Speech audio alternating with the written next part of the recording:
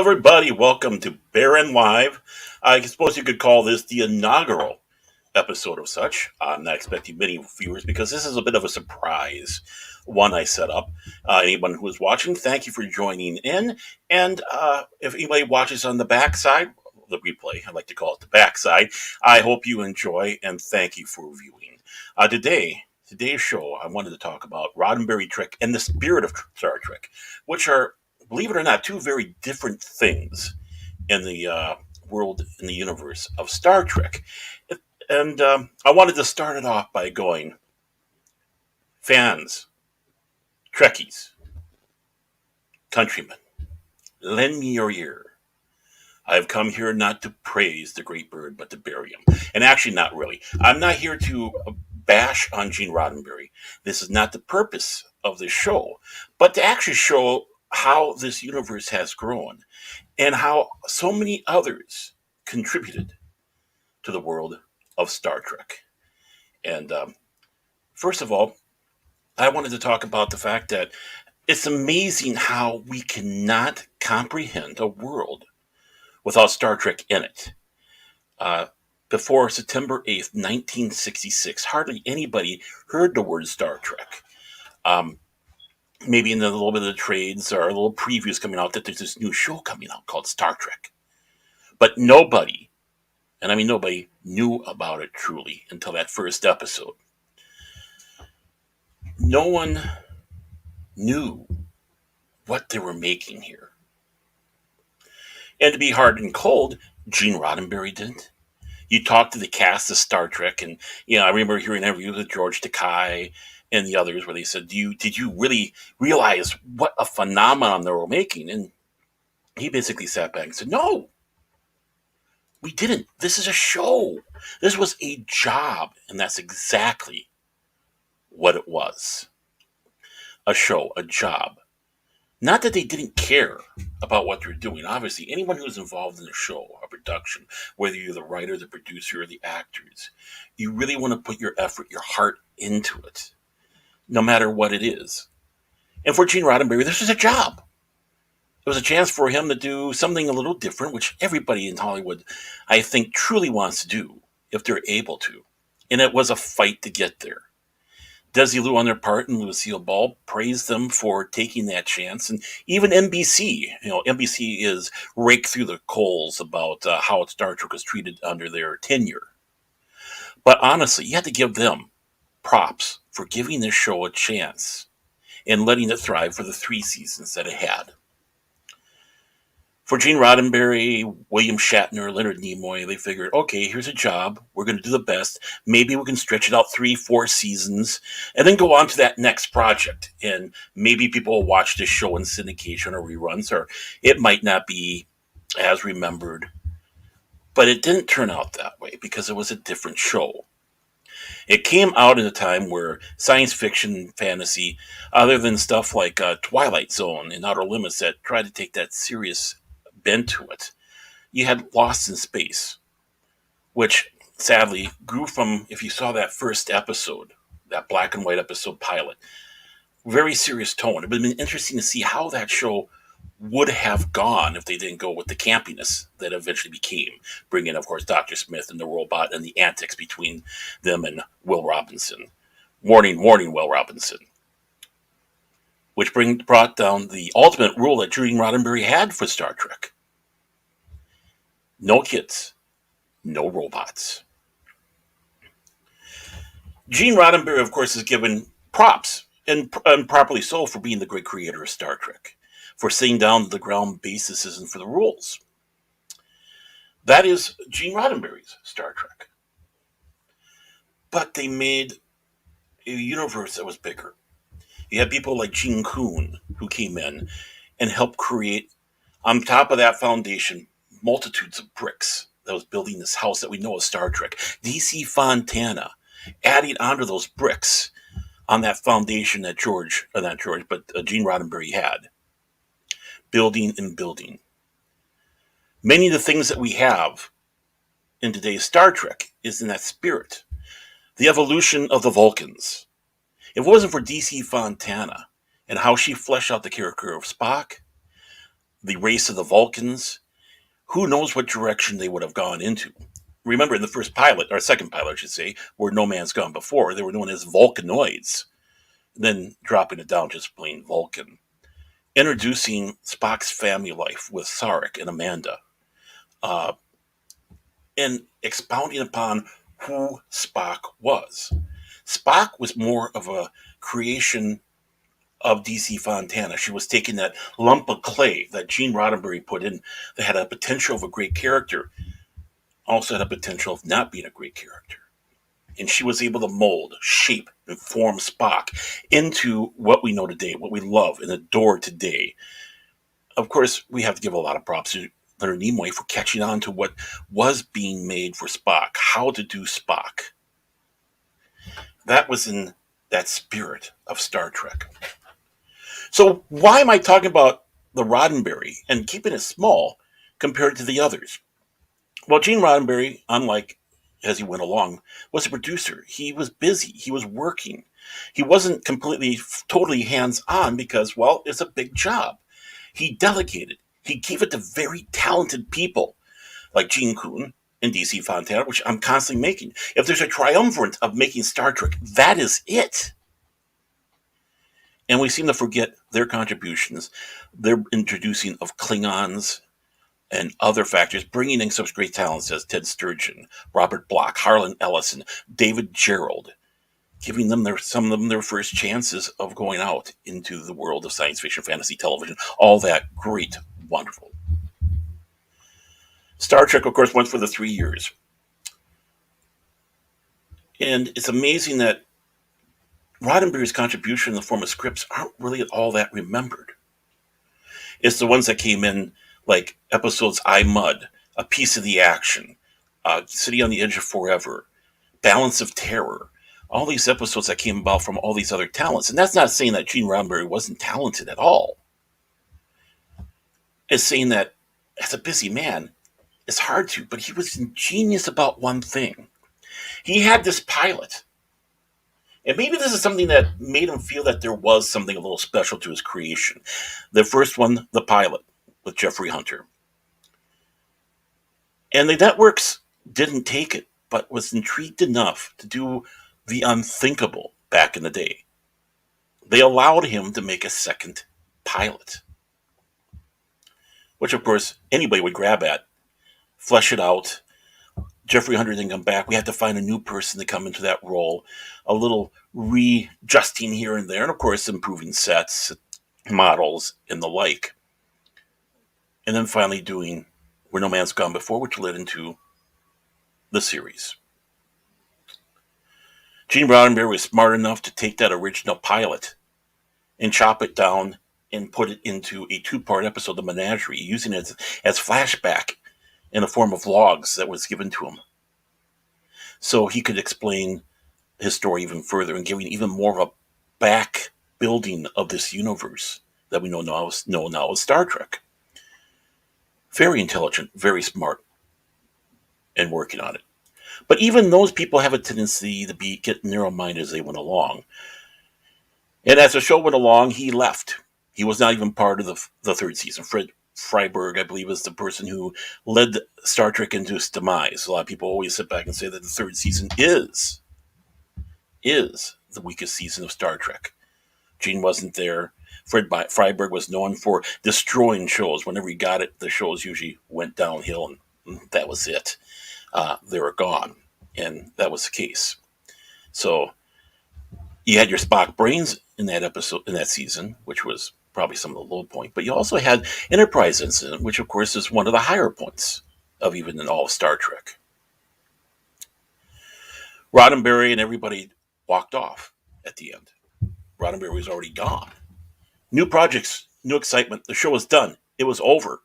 Even with a letter writing campaign, which was phenomenal to bring the show back for that third season, and unsuccessful to do a fourth season. They had enough episodes to make syndication. And they did. And that's where Star Trek got its legs. Until then, Star Trek was just a show. Really, it was a show. But it touched many people. It wasn't quite that phenomenon. It wasn't quite that piece of American lore, worldwide myth of heroes, giants, taking on the unknown and impossible odds. Gene Roddenberry had the show intended for two people, Spock and Kirk. That's who we're centered around. Everybody else was an incidental character, was a secondary character, whether it be Uhura, Sulu, Chekhov coming in the second season, Scotty, and all the others that went around, like Kyle and the others. And they started becoming part of that fixture. We always look forward to seeing those secondary characters, and they build. But it was a Kirk Spock series until one interesting thing. You had DeForest Kelley, his excellent acting and his approach, making Kirk into a giant character. And how did that make Kirk into a giant character? Kirk used Spock and McCoy as his sounding boards. One was emotion and heart, the other one was cold and logic, thought. And as they argued back and forth, Kirk would use their arguments to come up to a decision. Sometimes not the right one, sometimes his own. But as everyone sits back and says about Picard, how he was this, Kirk wasn't that cowboy that people want to portray him. He was a very thoughtful and intelligent captain for doing that and evolving that. That started getting to a spirit of Star Trek, centering around the three main characters, a triumvirate. Star Trek came to an end, of course, in 1969. Went into syndication heaven, and people started watching it more. The fans, of course, who loved the original series, catching up, maybe they missed episodes, but others started seeing it in conventions. Unheard of conventions started happening up around this show. The stars were being asked, hey, come to these shows. We want, and these actors, writers, all that started finding out that there was something more to the series. And the clamor to bring the show back. And it did, in the animated form. Gene Roddenberry being somewhat involved in it. But again, you had DC Fontana, David Gerald involved in there, helping build that show. An animated show that would be normally a ridiculous kiddie fair. And it almost did become that. It was almost like you had the adult crew and kid crew going on your typical Saturday morning adventures, the cute kids and the older adults. But someone came along and said, no, this is not Star Trek. You're outside of that spirit of Star Trek. And they continue on. You could almost sit back and say this was like the fourth season of Star Trek. Very ambitious. And if you watch them, yeah, you got some turkeys in there or stuff that didn't fully resonate, but you did have some great episodes, including Yesteryear. And there, DC Fontana, they helped solidify and strengthen Spock's character even more, showing him in his youth what he was going through, the decisions that a young Spock had to make to grow up. That spirit of Star Trek. Interesting note. Good old DC Fontana made it known that Spock was the only child. Sark never married before Amanda. Kind of flying in the face of what Star Trek V was, where they brought in Spock's half-brother, and making mention that Sark was married to a Vulcan priestess before Amanda. Actually, to be honest, I kind of like that a little bit more. Too bad that William Shatner wasn't able to fulfill that fully and properly and intriguing, especially having a brother who throws away, full Vulcan, throws away emotion for emotion and getting rid of logic. Oddly enough, in a book called Strangers from the Sky, Spock had a cousin that was kind of similar to that, searching for emotion. And the searching for emotion from a Vulcan is not a new thing, and we're going to touch on that a little bit later here as we talk along. So the animated series happened, about 2 seasons, so it was really rather successful in its own part. But like all animated shows, no matter how good they are, they only last for a short period, especially in that time. We always remember it. We always think they last longer, but at the end you start find out the shows lasted maybe 14 episodes, 26 episodes, and that was it. But for us kids, we just ate it up, and even for us adults. The interest was growing even more for Star Trek, especially with the shuttle program. We still had the missions going into space with the moon, and Paramount decided that they wanted to do another Star Trek series for the Paramount Network. It was going to be their showpiece, dubbed Star Trek Phase 2, and that one is to several production hells trying to figure out what do we do with the show? Where do we go? How do we do it? But up and down, almost facing an end. Are they really going to do it? They had sets built up, they had actors and actresses hired, but where was it going? Until 1977. 1977, you can give Star Wars a great thank you for helping boost Star Trek into a new realm. For getting Paramount to have a fire under their butt and actually doing something with it. Scrapping that Star Trek Phase 2 series and going for a motion picture. Now, with that Star Trek Phase 2 series, it was rather interesting. You're going to see that this was a copy and paste, and I'll talk about that later on also as we move along with the Star Trek 2 series. The Star Trek 2 series evolved into the motion picture, and this is where we're going with the Roddenberry Trek. Unfortunately, Roddenberry went the wrong path for the motion picture. The motion picture itself went into a production hell. It had tons of money, and technically, the movie was not fully completed when they released it. It was not a finished film, and it shows. Why was it a big failure? Because Gene Roddenberry himself did a copy paste.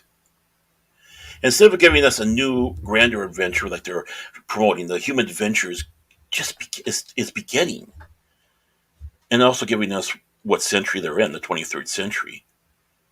He took an episode of Star Trek, The Changeling, and gave it new paint. Instead of Nomad, it became Voyager 6.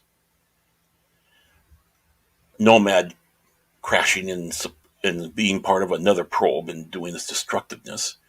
Well, someone found Voyager 6, some robot world out there, and meshed it into this big, giant probe ship, obliterating things as it goes along, trying to get information, searching for the creator, searching for God.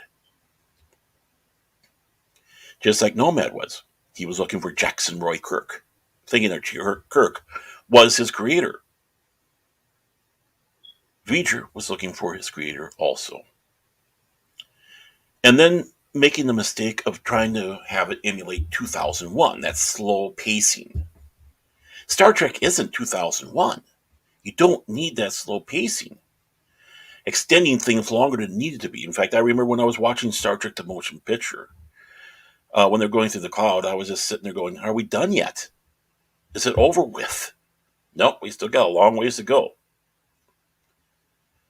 Even after that great scene with the Klingon ships. People were thinking at that time that Roddenberry Trek, it was dead. Star Trek is over.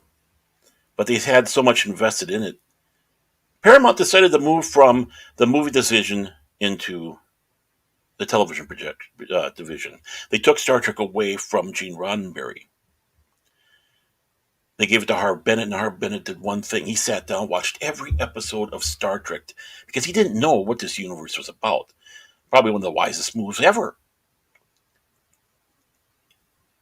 Doing so, he decided to do a sequel, not to the motion picture, but to the episode, with Ricardo Montalban, Space Seed,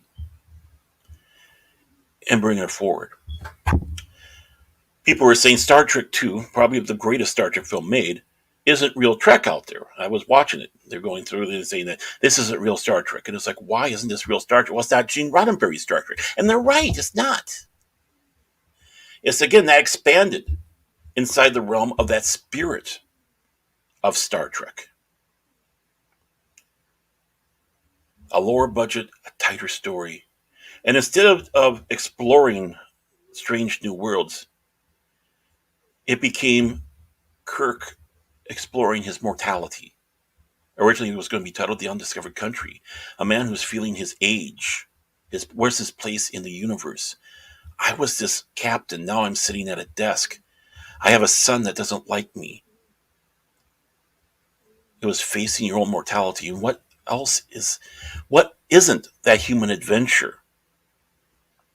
Our final path in this film that many people thought was the last Star Trek ever made, giving us the death of Spock because Leonard Nimoy didn't want to be part of it.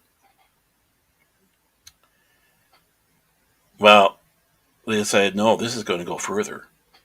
Changed the ending a little bit, and it continued on. Roddenberry not exactly happy with Star Trek 2. He wasn't happy with Star Trek 3. He wasn't happy with Star Trek 4, and everybody was not happy with Star Trek 5 and even Star Trek 6. He was never happy with these films. He didn't feel they were his Star Trek. And he's right. But as part of that foundation that he built, those bricks that was making those walls. And we had an exact take of what would happen if Roddenberry had his full hands on it. And that came on September 28th, 1987. Actually, my birthday was September 28th. And that was the first day that stations could actually air this new series, Star Trek, The Next Generation. Everybody was clamoring for it. Gene Roddenberry was at the head. He was grabbing all these people to be part of it. He was grabbing Diane Duane and David Gerrold, amongst others. But he made these parameters from this larger galaxy into his Roddenberry Trek. He came up with new ideas. And to be honest, Roddenberry wanted to do a full reboot. He wanted this to become separate than the creation he had before, but was talked out of it. So, moving it ahead, 70-some years from the original Star Trek, he did a copy and paste again. And this is where we go back to the Star Trek II series. The Star Trek II series was going to be, of course, Kirk coming back as the seasoned captain. He would have under him that young buck first officer rising up in the rank, well Deckard. He had this alien who could feel empathy and had a mystique aura around her, and that was Ilea. And then you had the Vulcan I was talking about before, searching and looking for emotion by the name of Zahn. Leonard Nimoy didn't want to be part of the new series. He was happy to come in for a couple of guest appearances if they were going along. So Spock had to be replaced. And it had to be more creative. It couldn't be an exact copy of Spock. So where do we go? How about a Vulcan that's wanting to know what emotion is? And that's where Zahn came in. And of course, the rest of the season crew came back for the Star Trek II series. That never happened. And eventually meshed into Star Trek The Motion Picture. You can see those similarities between The Next Generation and what we saw in the motion picture and what was designed for it. Instead of Kirk, we had Picard as the seasoned captain. You had Riker, interesting, as the young, up-and-coming first officer. That alien who could feel emotions, empathy. Well, instead of being bald now, was Deanna Troi with her, top bun and then her long hair. And then instead of a Vulcan, you had an android searching for what emotion is, what it is to be human. Pinocchio. That became Data. Of course, the others got filled in there, and at the last piece, and I don't know by intent or design, where they had Chekhov join the crew in the second season of the show, a real-world adversarial problem that they're having, the Cold War, showing a Russian working with all the others on board the starship, showing that there is peace and harmony, that we've grown beyond that. You brought in the fictional antagonist group. You had Worf, a Klingon, on board the Enterprise, last minute addition.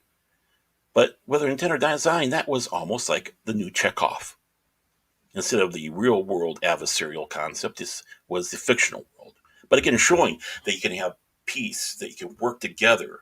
We can strive beyond what we have and when the strife and hate and conflict. But that was one of the problems. Now, I'm just going to go on over here. I wish I knew where my original one is, but of course I had the original Bible of Star Trek. Actually, this is for season 2 and on. But the original Bible, couldn't find it. I hope I didn't lose it. And they're going through exactly what the show is, how to frame the show. Gene Roddenberry breaking his own rules that he had for Star Trek, believe it or not. First of all, the thing that bothered me is he started saying, well, Starfleet's not a military organization, it's just paramilitary. Almost spitting upon, why does that bother me? Spitting upon the military ranks out there. Because before Star Trek Next Generation came out, I was part of the Star Trek group. And we were invited to go to an air show for veterans. And we were all sitting around going, why are you having us come out to this air show? You're celebrating veterans from World War II, World War One. We still had some left from World War One, Korea, Vietnam. We're fictional. We're not. Why are you bringing us fantasy people in to this real world celebrating of the soldiers? They said simple. We want your group to be here to show what the military can become, to show that there are better days, that the military can be used for stuff other than shooting and killing. Back to the old days of exploring and searching, like Horatio Hornblower in the books, like Captain Cook, like Magellan. That you're going out and searching, and yeah, even though you're military, you have that thrive, that thirst for knowledge. And the first thing you don't want to do is get into a fight. This is what we want to dream. This is what we dream of, us becoming. We're proud to have served, and we hope what we served will turn into something like this. Walking around there in my Star Trek uniform, kind of feeling left out. This one man walks up to me. He goes, I want to talk to you. Oh, okay. Waiting for it to be blasted. He goes, I'm really happy to see you here. I go, well, why? He goes, I'm a Vietnam vet. He goes, for 1 hour at a certain time, I can't remember what time he said, on the Armed Forces Network, the war ended for us for 1 hour. We sat down and we watched Star Trek. We saw people in a military light, positive. In a time when troops are coming home and being spit upon, insulted. If you're a veteran, you're having a hard time getting a job, being called baby killers, all that. He said, that 1 hour, the war ended for us. We didn't feel like monsters or being insulted or being attacked. This was a bright spot for us in this hellhole we call Vietnam. And that always stuck to me. And when I saw that, we're better than that, we're a paramilitary organization that Gene Roddenberry had, that kind of stung me a little bit because of that conversation I had. I've never served. I was actually talked out of serving because I wanted to join at one time, but my father, who was a vet, said, don't do it. And I do regret my decision. I wish I did. And I have much honor for those that did. Another thing, of course, he broke the rule of no robots and no kids. Well, he had Data, and then you had Wesley. Wesley Crusher is a tragedy of a character that could have been built and gone and explored greatly. But in Gene Roddenberry Trek, he did something. He fan-fictioned himself into his own show. Now, talking about fan-fictioning, which hand do I have? There we go. As you see in that little corner up there, there's that little Starfleet figure. Believe it or not, that's me. A friend of mine, Gordon Purcell, honored me. I never even asked for it, and he put me in one of the comic books, which is different. People sometimes get written into it, their persona, and it's an honor, and usually never asked for. Roddenberry put himself in. Eugene Wesley Crusher, that boy genius. Like him, he was a smart kid in Texas. He was felt alone. He didn't click. He didn't feel part of it. A very intelligent boy who was reading, suffering from asthma. So he put himself into this character and fan fiction himself into the show. And what happens? You have 4 scripts that come out. There we go, 4. with Wesley saving the day, which of course became a very tired trope with everybody because, oh, great, just what we need, another kid saving the day from the inept adults, damaging what that character could have been. Case in point, look at Jake Sisko on Deep Space Nine. Look how great that character became as a kid and as he was growing. And it could have been the same with Wesley Crusher. Roddenberry took away that triumvirate and just said, I want to have this ensemble show. I want every character involved somehow in an episode, which is virtually impossible with a huge cast like that and hard to focus in and build. He broke that rule. And the other rule was when the original Star Trek came out, he was screaming at the top of his lungs, I want science fiction writers, I want science fiction writers, I want science fiction writers. Hence, Theodore Sturgeon, Robert Bloch, Harlan Ellison, David Gerrold, and the like. When it came around the Next Generation, he was saying the other way around. I don't want science fiction writers. You had Diane Duane trying her best, but then deciding it's time to go. David Gerrold coming and helping promote the show, helping get the show going, helping get the show known out there. Promised to write episodes, especially on a topic that he was very, very intent upon. Of course, let's bring homosexual characters in. David Gerrold being homosexual. And of course, at that time, we had the AIDS crisis, and he wanted to tackle that. Right here, that script, signed by David Gerrold. It was Blood and Fire. And he wanted to tackle it, including in homosexual characters in a relationship living on board the Enterprise.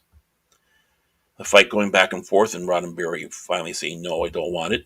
It was David Gerrold's way to say, okay, fine, I'm out of here. And he was gone.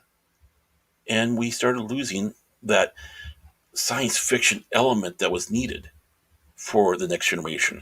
I think we all can agree the first two seasons of Next Generation are the poorest seasons of Star Trek under the helm of Gene Roddenberry, a man who unfortunately was ill at the time. And, sometimes our great creators, sometimes the people that built these things, even they lose their way and they lose what's happening or what needs to be done.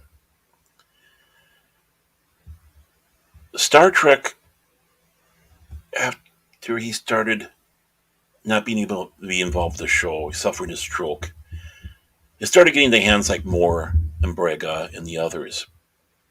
And they started taking the show into a little bit more Trek territory. The show started getting better in the third season, as sadly, Roddenberry was slipping away from us and, of course, passing away.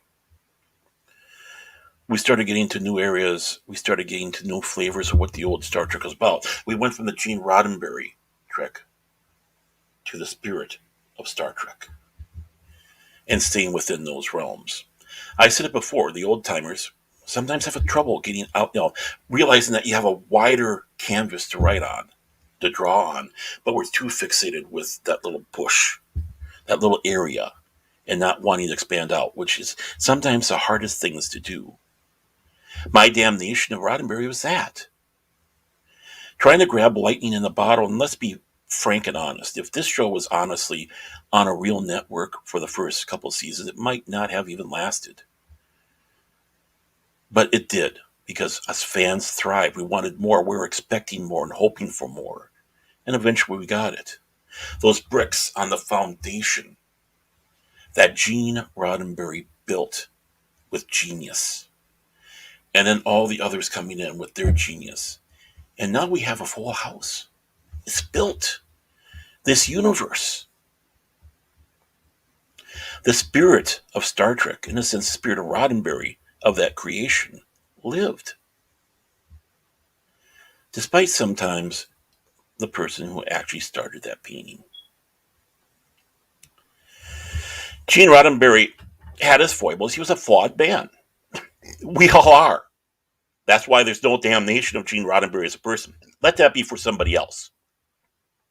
He did good things, he did bad things. So what? So did Shatner, so did Nimoy, so do I, so do all of you out there. We can all list down that We are flawed, incredibly flawed. But it's that dream. It's that dream to expand what human beings are.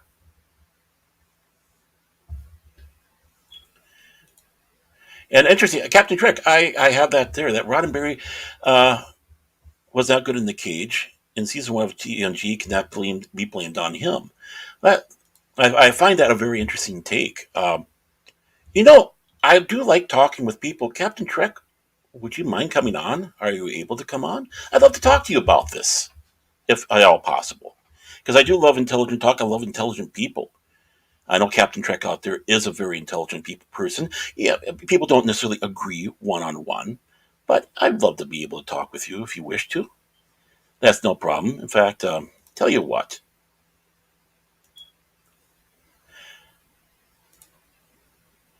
I'm going to put that in there. That's the link in. If anybody's interested that want to pop in and talk about this, I'm more than happy to. I have no ego in that sense, and I love to discuss across the way from anybody on this, especially if I'm wrong on something.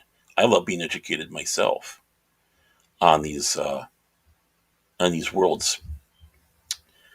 But I do have to sit back and say that yeah, the season one can be somewhat blamed on him because of the narrow parameters that he wished to have on going through there. The cage, well, the cage was interesting and it worked better as the menagerie being broken up like it was. Star Trek by itself on that, yes, it was not necessarily properly placed right, but paced right, but it had that potential. Just like I'm going to take an example, Babylon 5. The first pilot, The Gathering, really wasn't that good, but it had enough to draw in me to watch that first season and be blown away. If I was just going to go off off of what the cage was, or the Gathering was, I would never watch the show at all. But Roddenberry had his hands fully in with that first season. It was his baby. It was a copy and paste from the Star Trek II series. So I have to respectfully disagree on that one. But if you have other things on that, I'd love to know what other takes that you would have on that. Honestly. Again, like I said, I'm not that much of an egomaniac, and I love to learn, and I love to talk to people about these things. But again, it's that spirit that kept alive, especially where the series that came along, and unfortunately, that spirit has been lost. Got lost after 2005. It got lost with J.J. Abrams. I'm not going to do any insulting names here. J.J. Abrams, and even more so with Kurtzman, with what he's been delivering on the Paramount Plus network. That's not Star Trek. A lot of hope has been gone, and that's what Star Trek is about, was hope. A better future, a better us. Even though all of us can look in the mirror and go, we're all flawed, and we need to improve ourselves. That's kind of my take about the spirit in the Roddenberry Star Trek. I'm not damning him. It was the idea to have Horatio Hornblower and Space Wagon Train to the Stars, which was a little bit more of an embellishment, trying to get the networks to glom onto it. But without him and his ideas, we wouldn't have had this. But we have to really give a lot of thanks to those who contributed those bricks that built on that foundation to make that house that we know as Star Trek. Oh, Captain Trek is on the air. I'm going to add him. Captain Trek, how are you, sir? I'm doing well. How are you? I'm doing fantastic. I'm going to put my other earbud in so I can hear you better because I'm partially deaf. I have tinnitus, and I am honored. I am honored to have you on here, sir. Thank you. Trust me, I know what tinnitus is like. I experience that daily. Yep, that nice little ring every day. Particularly the days when you can't get to sleep. Yeah. Mm-hmm. Oh, I know. I mean, I need to have a little bit of help to go to sleep, unfortunately, but That's when you finally get to sleep. That's kind of like your peace moment without that noise. And it's even hard when you're in radio or whatever. You got to trying to listen to what's going on. It's like certain tones are gone. It's like, okay, what am I listening to? So, welcome to Baron Live. I'm, like I said, I'm really honored that you're here. I'm honored you took up talking, and of course, you had the two good points on there about the cage, and of course, the first season. I'm very intrigued on your take on definitely the latter, but I think I can truly agree on some points with the first. Well, it was very bland. Very. It didn't have the excitement. It was kind of the let's just do this and get on with it.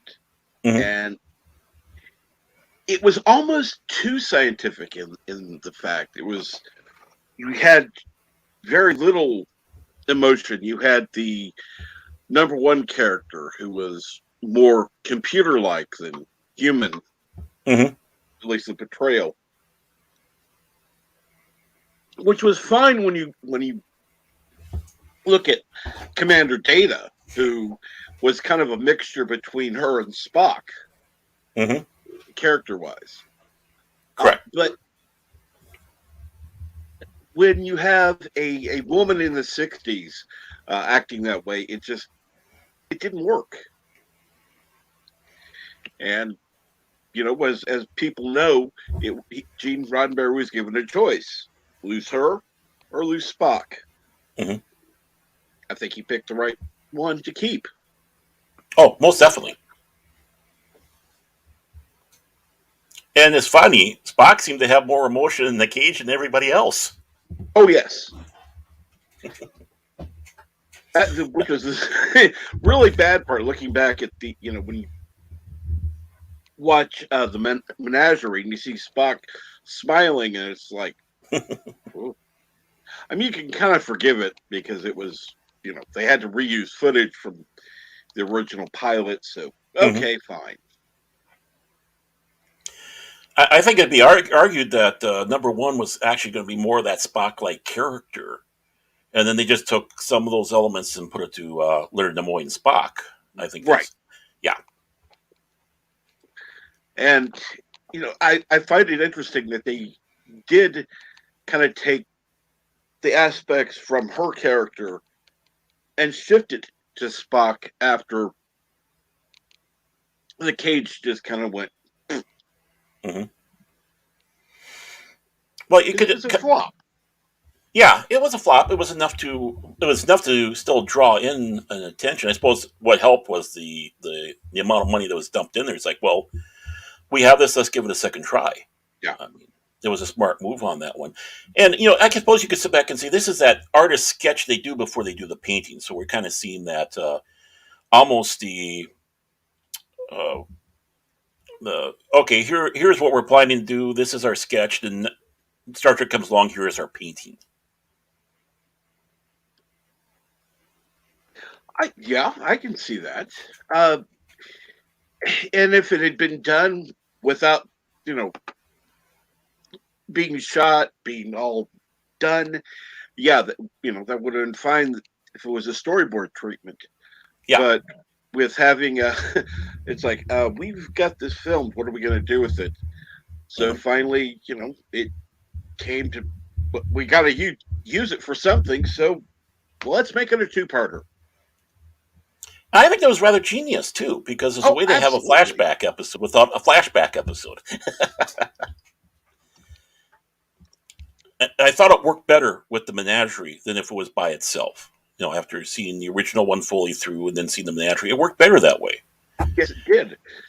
And I like the fact that they altered this perspective, where in the original it was her illusion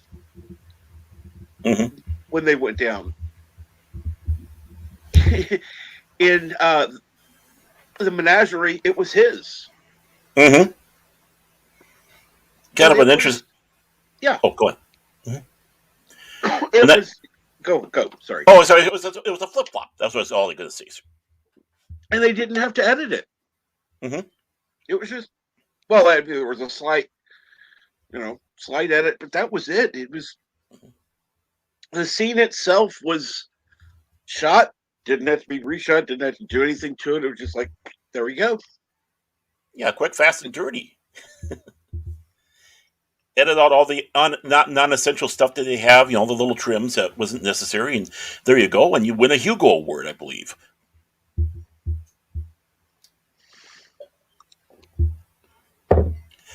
I mean, that was genius in and by itself. I don't who at that time would have thought doing that. It's like, okay, this is a failed pilot. We don't want to see anything of this. Let's just put it away. And Roddenberry goes for, hey, let's do something with this. There's a lot of people that don't like that first take of stuff. They're embarrassed by it. They go, okay, this isn't good. I don't want anybody to see it. And Roddenberry going forward, it's like, okay, let's use it for this. Nice cost saving. Have a two-parter. Quick, fast, dirty, and easy. Yeah. And I think once they had a success on their hands, it's like, let's see here. We've got some stuff going on. We need material. Sure, why not? We can manage to make it into two parts. Mm-hmm. And I think that was, I think it really worked. That is, in some ways, one of my favorite episodes because it does a little bit of that universe building a little bit. It's showing Starfleet, the Federation, before Kirk. I think it also showed us that they did a better job of having William Shatner than Jeffrey Hunter. Yeah. and, and no offense to Jeffrey Hunter, who was a great actor himself, but he was too stiff. He was too ramrod. Oh, yeah. Mm-hmm.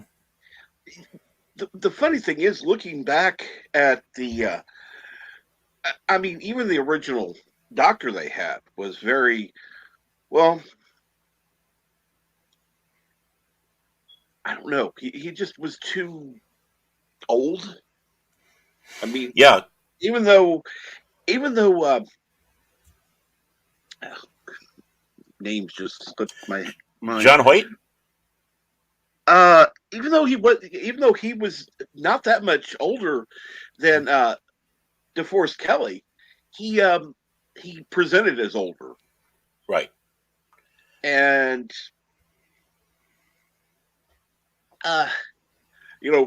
DeForest had this whole energy about him that, he was very emotional. Mm-hmm. Spock, of course, was not emotional, very, very stoic. And then Kirk was in the middle. But with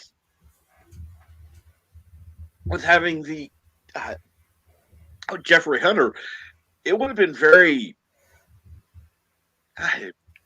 No, you have to have a character to play off of. You can't have the first officer and the captain being the same, and no, it's just not right. Wouldn't have worked. Oh yeah, and unintentionally too. I mean, DeForest Kelly was the second doctor for the series run after the pilot because you had Doctor Bryce or the older guy in the first pilot. Then you brought DeForest Kelly in. He was basically one of the background supporting players, but his energy, his acting, his ability to emote forward on that one got him to be the one of the co-stars of the second season. And he, let's face it, he was during the first, and the play off of him and Leonard Nimoy, and that made Kirk a better character because Kirk could play off of that. I mean, like I said earlier, this live stream, everyone thinks Kirk as this big cowboy going out there, but really, he's one of the more thoughtful captains in Star Trek. And one of the things is he listens to the people and the arguments. And one of the problems that Next Generation had, where they had no conflict amongst the main characters. Well, how would you have that Spock and Kirk? That was conflict.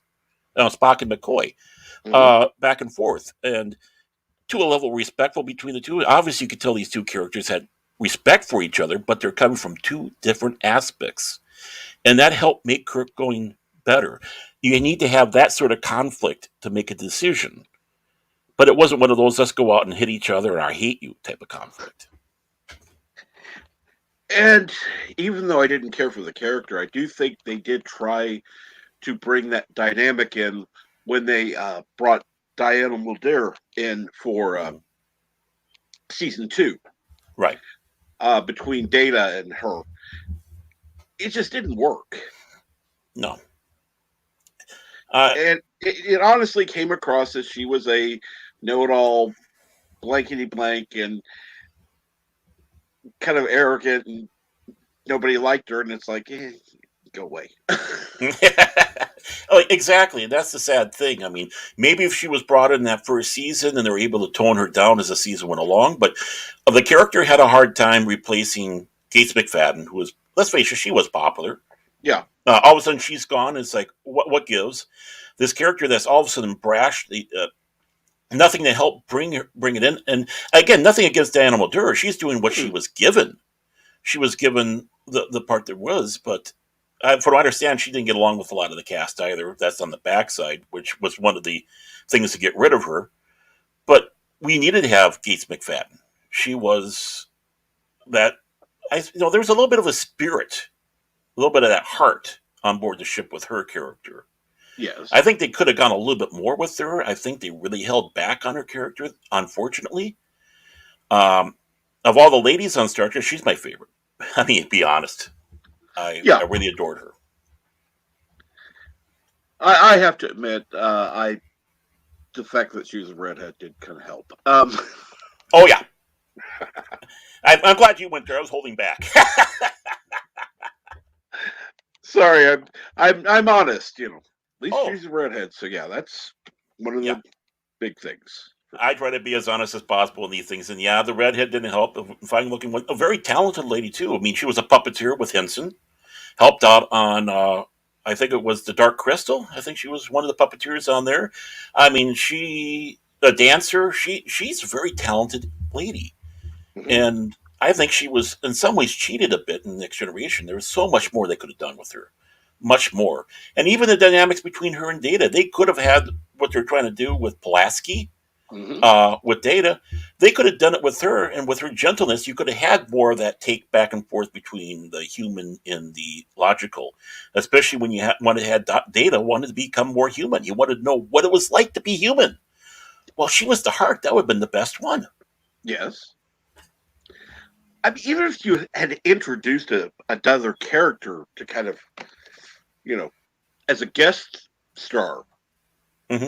but it, to kind of go between the two of them, uh, and help her figure things out, help him figure things out, and then kind of they get together, and you know, I think that would have actually added to the show. Hmm.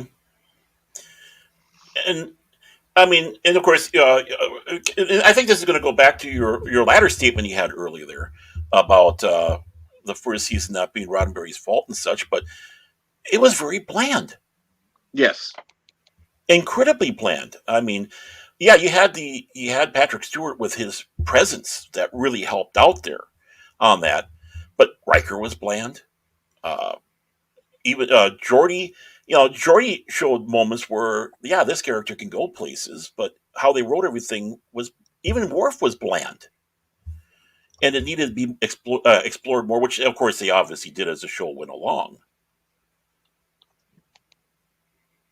Well, it was kind of like eating oatmeal, which is fine if you have it once in a while, but yeah, not every day. No. I mean, it's like you sit back and you start thinking, what are the great episodes of Next Generation? And you really can't pull anything out of that first two seasons. I mean, I liked 110010001. I think I said that one right. I thought that was a pretty good episode. I thought. I know it got when it came first aired, talking around because in those days we fans got together, and I was actually at the comic shop with talking with Gordon Purcell and a few of the others, and they were saying about how they thought the battle wasn't that good, but I thought it was interesting because it did get into a little bit more of that character Picard. They were Yes. making him out to be this hard ass, didn't like kids and such, and that gave a little bit more humanity to Picard. Where at first we're reading this thing that basically watch yourself around him. He's grumpy, he's cranky, he's mean. This gave more human and spirit to him. There were some actually good stories from the first season. It's just they weren't all executed right. There you go. The concepts were great. Hmm. The execution was horrid. I mean, even with I think of the Naked Now, and I'm thinking about this could have been a great data building episode because he gets infected by it, and I'm sitting back going, I don't care how much you want to sit back and say, how did the disease affect an android, a robot? And now, if you had everybody reverting into basically these euphoric states and not caring and being wild and rambunctious around the Enterprise, and he's the only one that's not, and he's got to try to figure out how to get everything cured and taken care of. That could have been a great episode to build that character of Data. Oh But he yes. said, I said, what they do? Oh, Wesley saves the day. you know, that should have been Data saves the day. That would have been perfect. Great concept, but that horrible execution. Well, at least they didn't have him coming up with the formula. That would have been even worse. Uh, Definitely. And, I have to confess, I am utterly sympathetic to the character of Wesley because there could have been so much potential to it. And he becomes one of the most vilified characters on the show. Unfortunately, despite what you think of Will Wheaton personally, it wasn't fair for him as a kid to go through all that. No. And and he's a great actor. He is a good actor. Look at what he did before Star Trek: Next Generation. Stand by Me and the others. The potential that was lost there, where you could have almost the captain being that surrogate father. I mean, you have this concept of family on board the ship, but yet we never saw family on the ship much. Even the interplay between Dr. Crusher and Wesley, you didn't even get that feel between those two. It was like, they'll occasionally come together, but you didn't really see that family element. No. And how great it would have been that Picard actually did more of a grooming of Wesley to help him get going, being that fatherly figure. Yeah, being a little gruff, nothing wrong with that. Uh, that adds that spirit, and how much was lost there.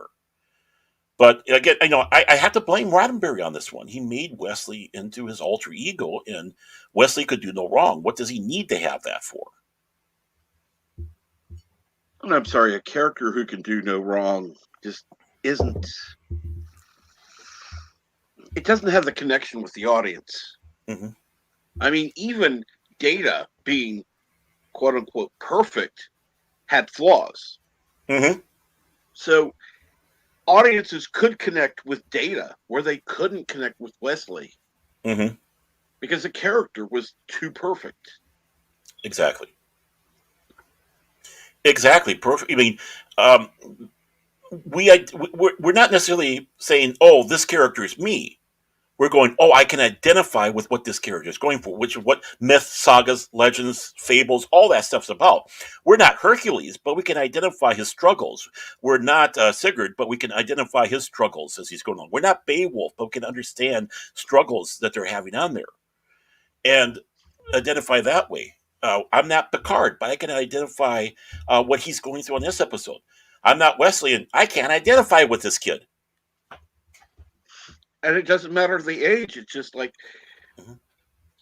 unless you're a super genius who can do everything, be everything, save the day, he's not even going to, you know, come across to even somebody who's Mensa as relatable. Mm-hmm. So, yes, Roddenberry had the initial dream. Roddenberry had some good ideas, Yeah, but he was also kind of full of himself. I agree.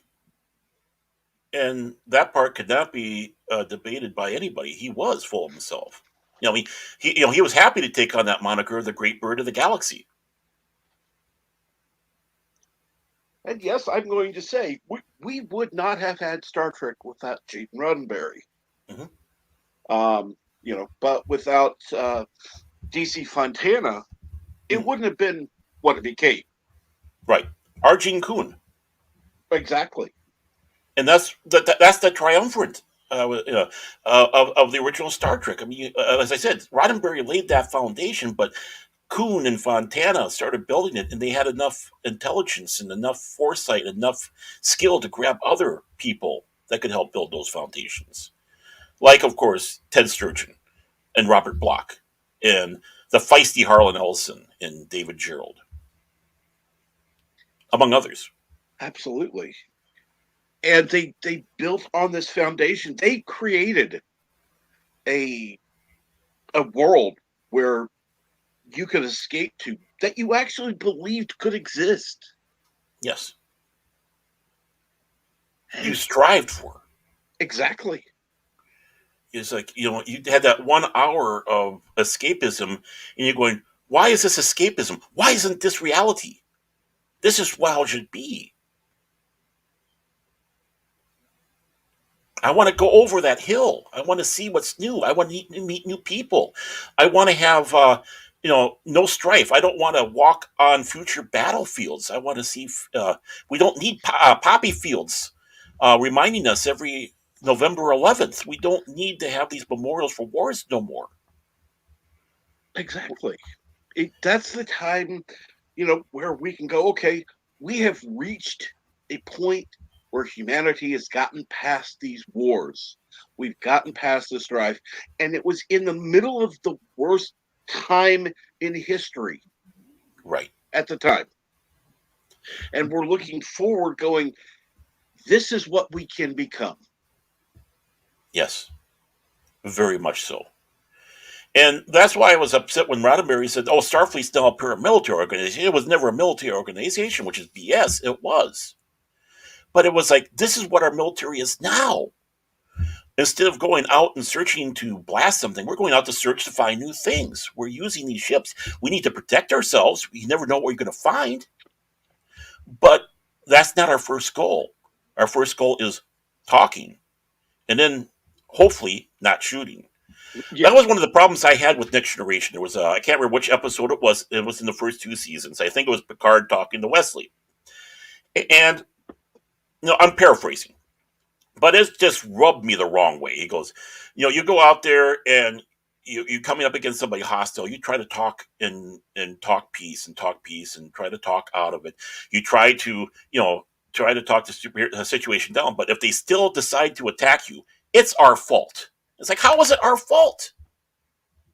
If you keep on extending that olive branch and somebody else doesn't want it, that's their fault. And I wish I knew what that episode was, but it just bothered the hell out of me. That is not the right attitude. How can it be your fault when you're striving for peace and somebody else doesn't, and they decide to still attack you? That is not your fault. No. It's not the spirit of Star Trek. It was always, if they had to get into combat, it was almost regretful, even when it was the dreaded Klingons. And look at the wordplay between Kirk and Koloth on Trouble with Tribbles. I mean, it was so genius how the Klingons were in that original series. You had Kor, which was your military-minded general, governor. Then you had Koloth, which is more your political officer with the sly words. And you had Kang, that honorable military officer. Three different faces that was really growing what Klingons were with the first season. But the interplay between Kirk and Koloth, I mean, obviously no violence really came out besides a bar fight, but you saw that battle of words between him and Kirk, which was utterly fascinating. And let's face it, I'd rather have the battle of words.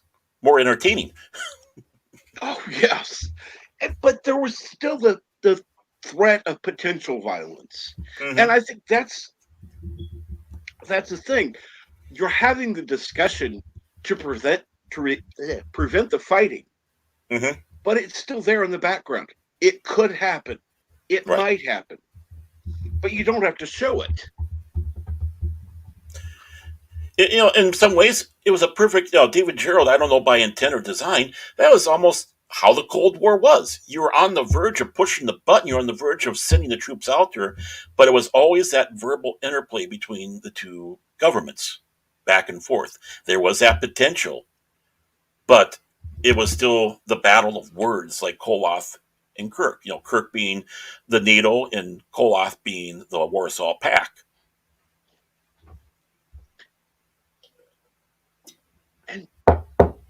for whatever reason, you know, this is something that I think is lacking now.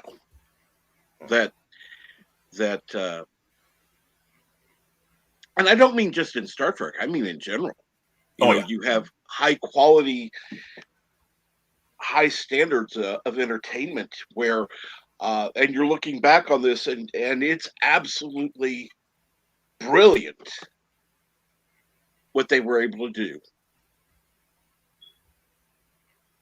And if you figure in the cost of inflation, yes, the original series was expensive, wasn't Hmm. cheap by any means, No. but we're not talking, $1 million an episode expensive either. Hmm. I think you probably have more like Babylon 5 level when they were Yeah. making a show. Hmm. So I mean, it was absolutely, honestly, there were exceptions. There were Mary would be one. Yeah. A creepy episode. Be Mm, honest, yeah. she's 300 and something, looks about 14. But yeah, with certain What? exceptions, it was an excellent series. Oh yeah, everything has a dud. Every series has a dud out there. Even I've even sit back and say, even Babylon 5, I think had a couple duds in there.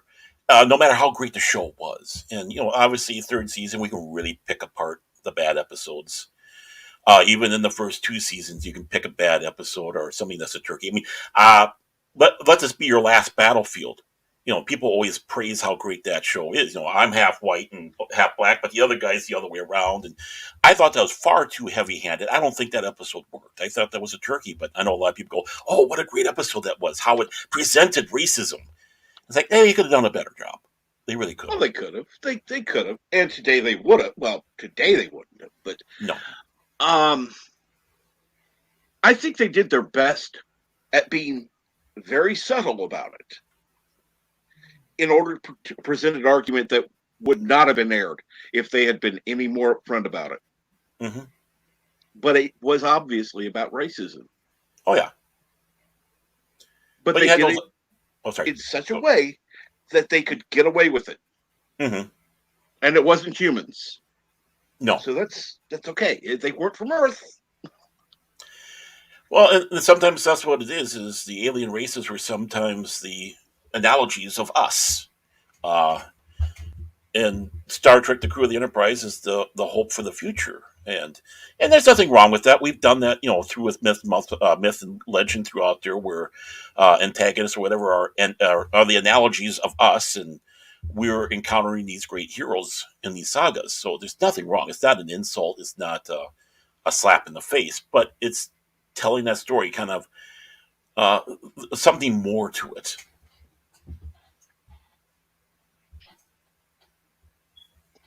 If you understand, if I made Oh yeah. sense there. Oh yeah.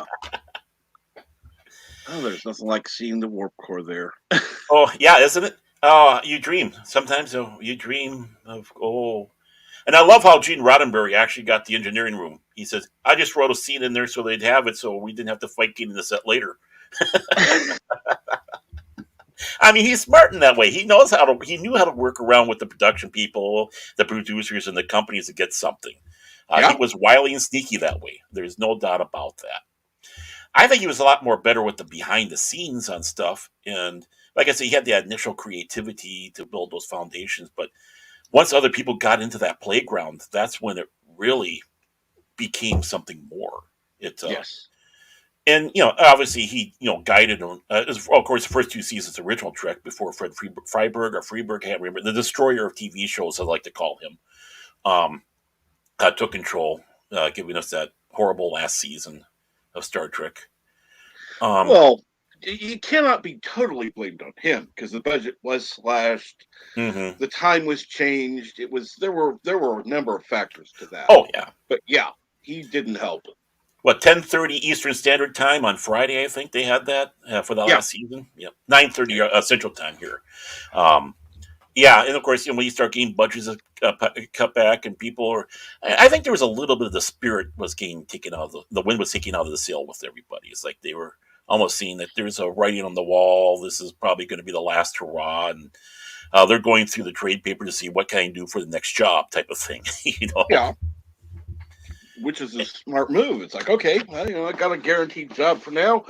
Let's start looking. and that's exactly it. That's all Star Trek was at that time. It was just a show.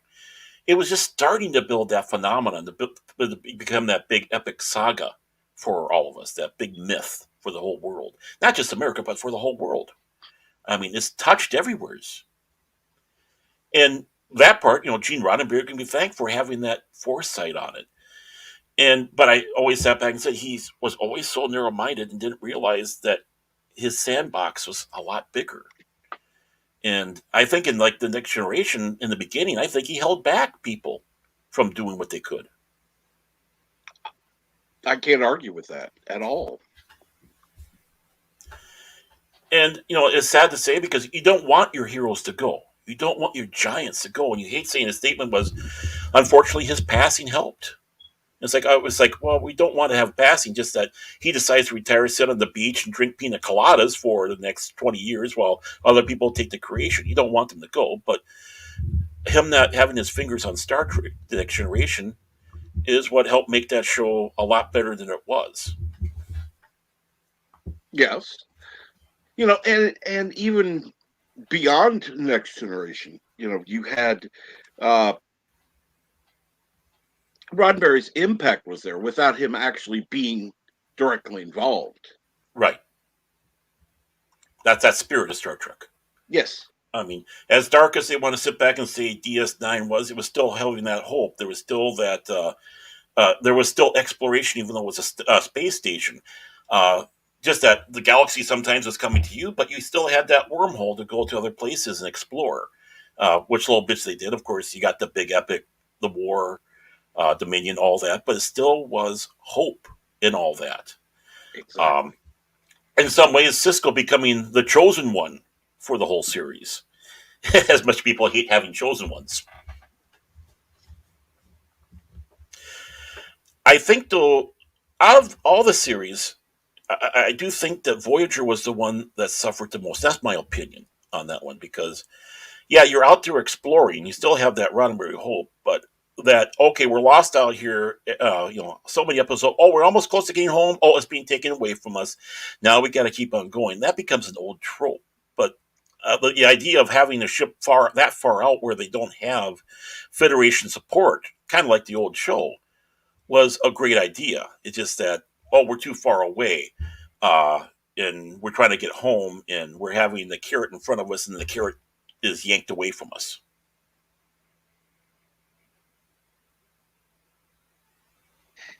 I there were certain aspects I liked about Voyager, certain I didn't. But yes, it did still feel that Roddenberry uh, touch to it without, like I said, without him being involved. Right. There were people that knew Roddenberry's vision who were involved with Star Trek, and Yeah. I think that's what made it good. And even with the motion pictures he had there, after Star Trek motion picture was taken away from him, and they went to Harv Bennett, the television producing area, the less budget.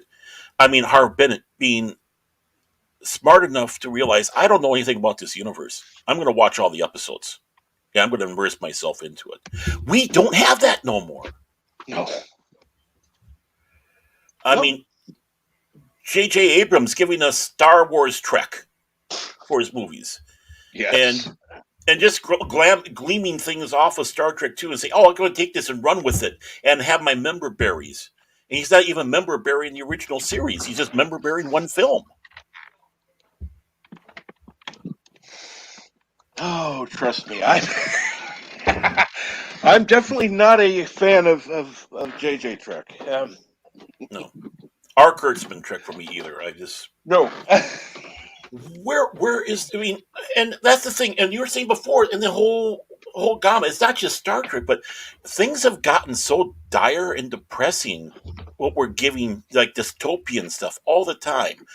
Um, I mean, in some ways, the Walking Dead, you have that dystopian feel because here we are battling all these zombies. Star Trek itself become this dystopian garbage pit. Um, You have like the that Mockingjay series, the one where they're in the future and they have to play the games. It's just gone so dystopian. Even the show that should not be, it should be that lone shining beacon of hope. And it's like, hey, let's play along with it. Let's have Disco Trek. Let's have Picard being this sad, pathetic man. And don't get me started on Lower Decks. That right there is just trope after trope after trope. But yeah, that was one thing I have to give Roddenberry credit for is that at the time in the '60s they were wanting to have dystopian shows, and Mm-hmm. that was not what he wanted. He wanted to show a time of peace, a time of you know what was made, and actually more of Star Trek Next Generation was what he had in mind. It's not what he got originally, Mm-hmm. but um, it was still not dystopian. So I don't know how he would have felt with what's going on with Star Trek now. I can just imagine tables being tossed over, a whip being grabbed, and being driven out of the temple. That's what I can imagine. I could just see Roddenberry going ballistic over what these shows have become. I can just see him grabbing Kurtzman and throwing him out the second story window like David Gerald wanted to do to Richard Arnold. And and I will say this: I think if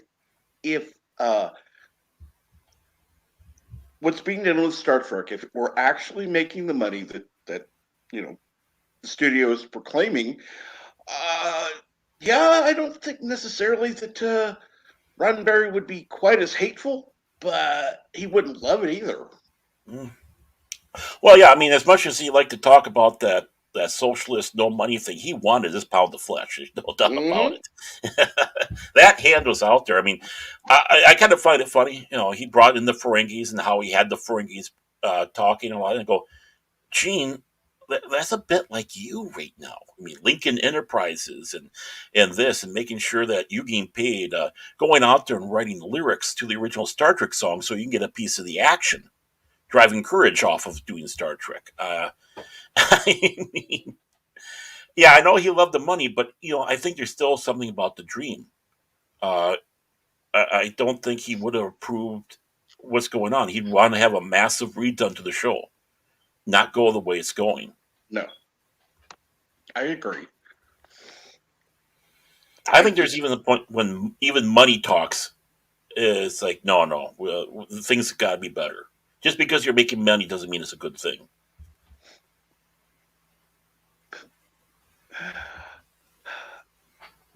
I just wish that you know I don't care, quite honestly. As far as the new Star Trek, or as I call it, new Trek goes, my only issue with it is it has Star Trek attached to it. Right. That's the only thing. If you were to just make it into another reality, that's fine. I Mm-hmm. don't care. You've had other, you know,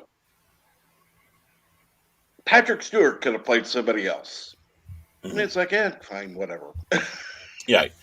Well, yeah, you're just right. It's like they're putting slapping Star Trek onto a show that's not Star Trek, but hey, let's just run with it because it's got Star Trek on it, and people will watch it because it has Star Trek on it. And yeah, I mean, if this was its own show, if it's its own universe, its own a new creation, that'd be different. That would be completely different. But they went outside those parameters of what Star Trek is. Yes. They just blew it all up. I kind of said the same thing about Enterprise. When I first saw Enterprise, I thought, you know, this is a good science fiction show, but it doesn't feel like Star Trek. And that was my whole thing through Enterprise. It's like, this is a good show, but I mean, yeah, I know you're bringing these characters and this and that and the species that we are all familiar with, but it just doesn't feel fully like a Star Trek show. Well, that was one thing I like the fact that originally it didn't have Star Trek in the name. Hmm. It was just Enterprise. Right. It wasn't Star Trek Enterprise, and it didn't become that until season 3. Oh, it was three. Okay, I couldn't remember which season it was. And it was actually later on in season 3. But it was uh, it was in the Star Trek universe, but it wasn't Star Trek, Hmm. and it was, again, it had its flaws here and there, Hmm. but over time, it got to really feel like it belonged to part of the Star Trek universe. And then when they changed it to Star Trek Enterprise, it felt Hmm. right. Yeah, I agree. When they got out of that Zindi Cold War, Time War thing and started going to what you were kind of expecting Star Trek to be, it started feeling like, and that was around the third, fourth season. It's like, okay, now we're starting to get into what Star Trek should be about. And then hearing plans what they had for five, it's like, okay, now we're really getting into that realm. Now we're getting that true Star Trek feel. But taking those two first seasons is like, this is good, but it just doesn't feel like it.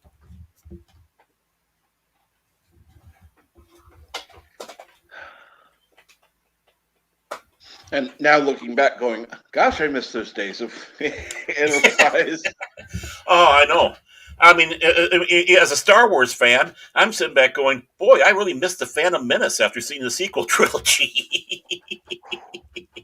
I mean, Oh, it, it trust it's me, like that. I feel the same. Well, it was funny because the first Star Trek movie, Mhm. it's like, oh, J.J. Abrams, blah blah blah blah. Okay, I went, I saw it. What the is this? No, and then of course everybody was going, oh yay, J.J. Abrams is going to do Star Wars, and I'm going, oh god, this is going to be a disaster. Yeah, I mean, when he did Star Trek, he was always sitting back saying, "Well, this is odd because JJ's more of a Star Trek fan, a Star Wars fan, and he's not a Star Trek fan." And of course, it showed. He was almost making, like I said, Star Trek Wars Mm-hmm. with it.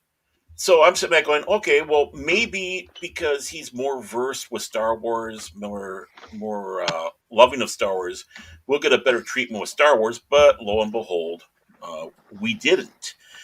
And and that's the sad thing. It's almost like these people don't immerse themselves. I mean, I have books. I'm sure you do too, Captain Trick.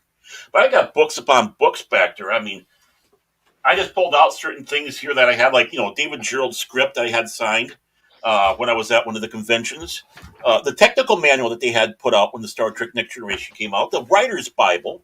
I mean, going right Mm-hmm. down to those cores, to the massive amount of lore that was written about how Star Trek was built, uh, the compendiums and the important points of all that. And it's like, did you guys even crack open a Star Trek book? Do you even crack open the encyclopedia to do what you're doing now? I have bookshelves full of Star Trek books. I absolutely love Star Trek. Yes, I have a few Star Wars books in there, and Hmm. I like those. I'm see, I see a distinct difference though between like the EU and the Star Trek books, where a lot of the EU fans consider it canon. I just consider it with the few exceptions, a nice side story. What could have happened. And you're talking about Star Trek EU, right? Yes. Okay, yeah. I mean, that how many EUs did they have? I mean, and it was official at one time, but the original technical manual, by Franz Joseph, I mean, that had Roddenberry's blessing on it, and then it went to the wayside. You had the Fazaverse. I mean, look how people glommed onto the Faza role playing game, and that was being used as a template to do Star Trek and what Star Trek was about. And they did a good job on there with the Yeah. Faza. And they even used some of the FASA stuff for technical stuff and such on the first season. You know, you see the images from the FASA. And of course, Roddenberry nixed all that out, and sometimes he was a little back and forth. Animated series, is it? Is it not? Is it? Is it not? I guess now it is, but that was always back and forth. But you know, what is canonical? What is EU? And there was a lot of garbage in what they had for the EU for Star Trek. But you had like the Entropy Effect novel, Hmm. which I thought, wow, this is an awesome story. I mean, I'm thinking about sitting back and reading that one again. Um, stuff like Strangers from the Sky, that was like, it was okay, but it's an interesting Star Trek story. Introducing Yeah. a Vulcan that wants emotion, that was Spock's cousin, which of course that Zong character in Cybok. But there was a lot of great stuff, even with the comic books, and where people were going. I mean, J. Michael Straczynski wrote one of the comics. Uh, so you had all these people putting their fingers into it and contributing. Sometimes they had stuff I thought was better than what Star Trek was putting out, and a lot of times let's be thankful they didn't do that.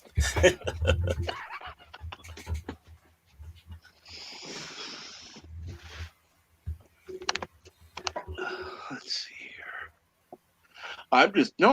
I was glad I happened to find you on. I Well, this is what I call one of my guerrilla broadcasts. I have, for some reason, a day off. I had to take a personal day, so I took this day off. And I thought, what the hell am I going to do today? Hey, let's have a surprise broadcast. And if people come in, let them come in and let's have fun. And I'm glad you came in. I'm glad we are talking because, like I said, I love talking to intelligent people who know their stuff. Go back and forth, the discussion, debate on these things, just like we did in the old days when we got together at those fan clubs. I mean, I remember walking in on a Doctor Who fan club monthly meeting. There were 300 people, 300 people there. They had to have it in one of the ballrooms of a bar. And it's like, okay, let's discuss, debate what these episodes are. We've lost a little bit of that, especially on the YouTube. There's so many people out there that are so focused on the culture war, and God bless them for that. Uh, but it starts getting myopic. I was wanting to come forward and what is it that we're fighting for? What do we love? What we have to remember what these things are, and people like you obviously help because your wealth of knowledge, the broad scope of what the Star Trek universe is, both official and unofficial. hmm Um, and when people start getting that taste, maybe go out and like I see Matt 317 in the chat, and Matt, thank you for being here. Going through and watching a whole binge on Star Trek: The Next Generation, and hopefully people start seeing what we have lost and start thinking, yeah, we need better, and go forward. We shouldn't be insulted like this, and we old timers aren't the grumpy old gatekeepers that they want to try to make us out to be. no. Well, I mean, if you look back between the original series and Next Generation, Hmm. uh, there were people who didn't like the Next Generation who liked the original series, Hmm. but overall there wasn't this outcry of dislike for it because I Right. remember I watched the original series. Yes, I started when I was young. It was in reruns when I started watching it. Um, but I loved the original series, and I was excited when Next Generation came on. I was probably a little more forgiving when it first was on than seeing it, as I get older, and it was like maybe not. Particularly the first two seasons. Yeah. Starting season three, it got even better, and even at the time, I knew that. Hmm. But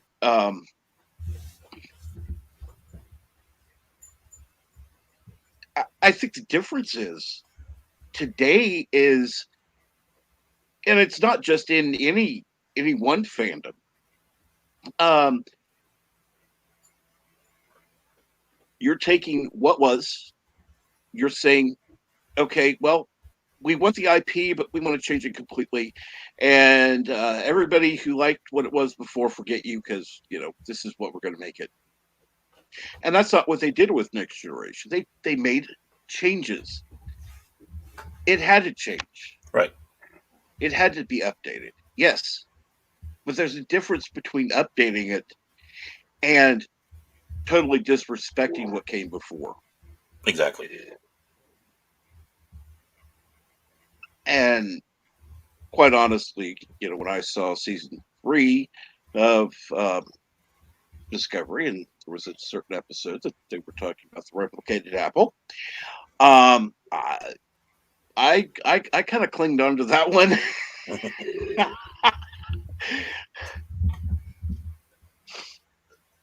Oh, and I kind of quoted that a few places, but Well, and that's just it. The Star Trek playground is a big playground to play in. It's there's so much because you have this wide galaxy, and you don't need to have. And it's been shown you don't need the crew of the Enterprise to have the adventures. I always thought that back in the '80s. I was even thinking back in the '80s when it was Fan Club. I thought, would it be great to have a show centered around the space station like K7, mhm. and and yeah, you have a ship that you could go out and do stuff. I mean, basically, what I was thinking about with a Deep Space Nine, except it was full Federation and what they'd be dealing with on there, and the galaxy coming to them. Of course, we got examples of that with, of course, DS9, um, and yeah, I was excited when the next generation is coming, and going every month to grab that issue of Starlog to read the updates of what's going on with the next generation, the little sneak peeks. Oh, this is what the Enterprise is going. Oh, this is the bridge design that we have. And they're just sketches. It's like, ooh, what are we going to see here? What's going on? And I remember seeing the first picture of the crew, the first cast photo, and I had to laugh. They were on the Planet Hell scene set. They didn't have Worf yet. It was that early, and they're wearing the uniforms. And I thought, those uniforms are ridiculous. They look like they're right out of Lost in Space. Um, you know, and be honest, I saw Next Generation before it was aired because uh, satellite pirates, those big, huge satellite dishes. One person was able to because they would download the the stuff to the TV stations via the satellite, and Right. this guy's happened to glom on to the satellite relay that was doing Encounter at Farpoint. And we missed it was missing about like the first 5 minutes, but he recorded the whole thing, and that got spread around our community so fast. So I saw Encounter at Farpoint before it was even aired. And it's like, okay, well, this is interesting. What's Star Trek going to do now? What are they going to go and expand on? It had enough of that grabbing the interest of, okay, we have this new crew. We have this new, they're at the edge of the universe, the edge of the galaxy. What are we going to see? And and we had the debate. So who was better, Kirk, Picard, this and that? And yeah, I mean, even if it did get a little, what do you call it, heat, it was still fun. It was still no ire or spite. We could get together and do that talking and discuss between what the two series were, the pros, the cons, the weaknesses of the original Star Trek, the strengths of it. Same thing with Next Generation. And I miss those days immensely.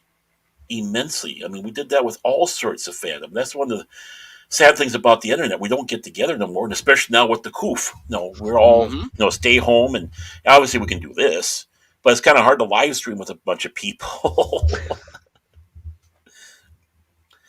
You get lost. Yes.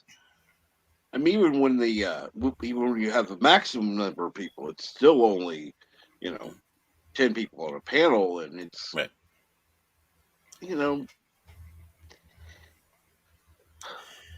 The it face to doesn't have to face. quite take. Yeah, face to Yeah. face is better. Yeah. Oh, yeah, and I miss that. I mean, that's why I'm thankful for getting into this community here. I was always talked about go in here, and it's like I was hesitant, and I started meeting all these great people, especially the people in the chat there, and it's like this is starting to feel like the old days. Yeah, we're chatting all that, but we all have that same love, and we all have our opinions, our thoughts on stuff, and it's great. If you don't have that, you don't grow. The show doesn't grow. The fans don't grow, and you should be walking away with a little bit more insight on something, even if you don't agree with it. Clarity to agreement is a good saying I like to have. I like that. So for you, um, I'm going to hit each series. I'm going to put you on the spot. The original series. What was your favorite? Hmm. What, the episode or what? Yeah, episode. Yeah. What was your favorite episode with the original series? Uh, I'm gonna have to say, oh my gosh, I just totally blanked. Um, and I always know the name. Um, I put you on the spot. Balance of Terror. Balance of Terror. Great story. That's definitely on my top 10, top five, actually, for the original series. Um, I have to go with a little bit more of a sillier one. That's Trouble with Tribbles for me, because that was the show that got me into Star Trek as a kid, because I hated science fiction. I was fearful. I was afraid. Um, I remember one of my earliest memories. I was probably about 4 years old, and I saw the episode "Dagger of the Mind," and you had Simon Van Gelder coming out of the box, and then I can't remember if it was Kyle, but attacking whoever was in the Enterprise transporter room. Now we lived in an apartment building at the time, and we were on the second level. If you walked out, the stairwells were actually really open. You could see see through the stairs and all that. And one level up from us, they had a box out in front of the door, and I swore to God, Simon Van Gilder's in there. If I go up there, he's going to grab me. And so, as someone who was afraid of that, Slee stacks behind the couch, my dad forced me to watch Trouble with Tribbles. He said, "Watch this episode." And of course, as a kid, oh, those tribbles, oh, they're cute, oh, odd, and you're laughing at the interplay. And then as you're getting older, you're seeing a little bit more of the nuances of what that story was about. And it went from being just a silly episode to, oh, this is a rich storytelling on that one. It's kind of my favorite because it got me into Star Trek. I mean, yeah, I think there are greater stories, but that was my favorite for the original series, be honest. What about Next Gen? Hmm. Okay, I'm going to have to say that's difficult. Um, hmm,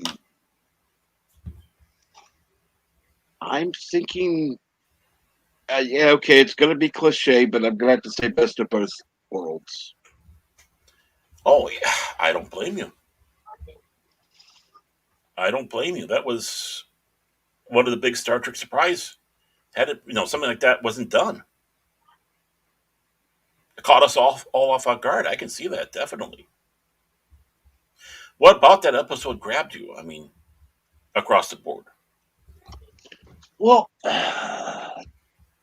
the fact that you had it was actually, you know, this could potentially have been the end if things had gone the way um, the Borg had wanted. Hmm. You know, not just of the Enterprise, but everything. And it's like, what's going to happen? How are they going to pull this out? Hmm. Um, and even though it's going to, Starfleet's going to win because it's only season 3, Hmm. but it's like there's this expectation when the part 1 ends. It's like, okay, fire. And is Picard going to be alive? What's going to happen? And that was something that was just, I was pulled into the story. It was exciting, and that's one thing I think is missing, in my opinion, from others. Hmm. They have a misplaced sense of what exciting is now compared to what we had for exciting. Yes. I mean, yeah, I mean, when you have that cliffhanger there, and like you said, fire and the to be continued, it's like, I mean, honestly, was wondering, is this something, do they have Patrick Stewart for a full series? Does he want to stay on the show? Because you never know. Could this be where, okay, he'll make a guest appearance in the next one and it'll be the swan song of Picard and we'll have Captain Riker. I Mm-hmm. was actually wondering about that because you never know. I mean, we didn't have the internet like we have now, and things were a little bit more tight-lipped back in those days than we have. But you had that wonder. It's like, okay, they're going to win, but there's so many possibilities. I mean, Shelby's such an interesting character. Her interplay with Riker. Um, I mean, I could see a show where those two are going back and forth on how to do things. Almost a miss. It's like, in some ways, part of me going, yeah, that maybe Picard could go and we could see how this goes. It'd be such a brave new step. But yeah, all the way leading up, they did a great job of keeping you grabbed in the dire situation that the universe that they're in.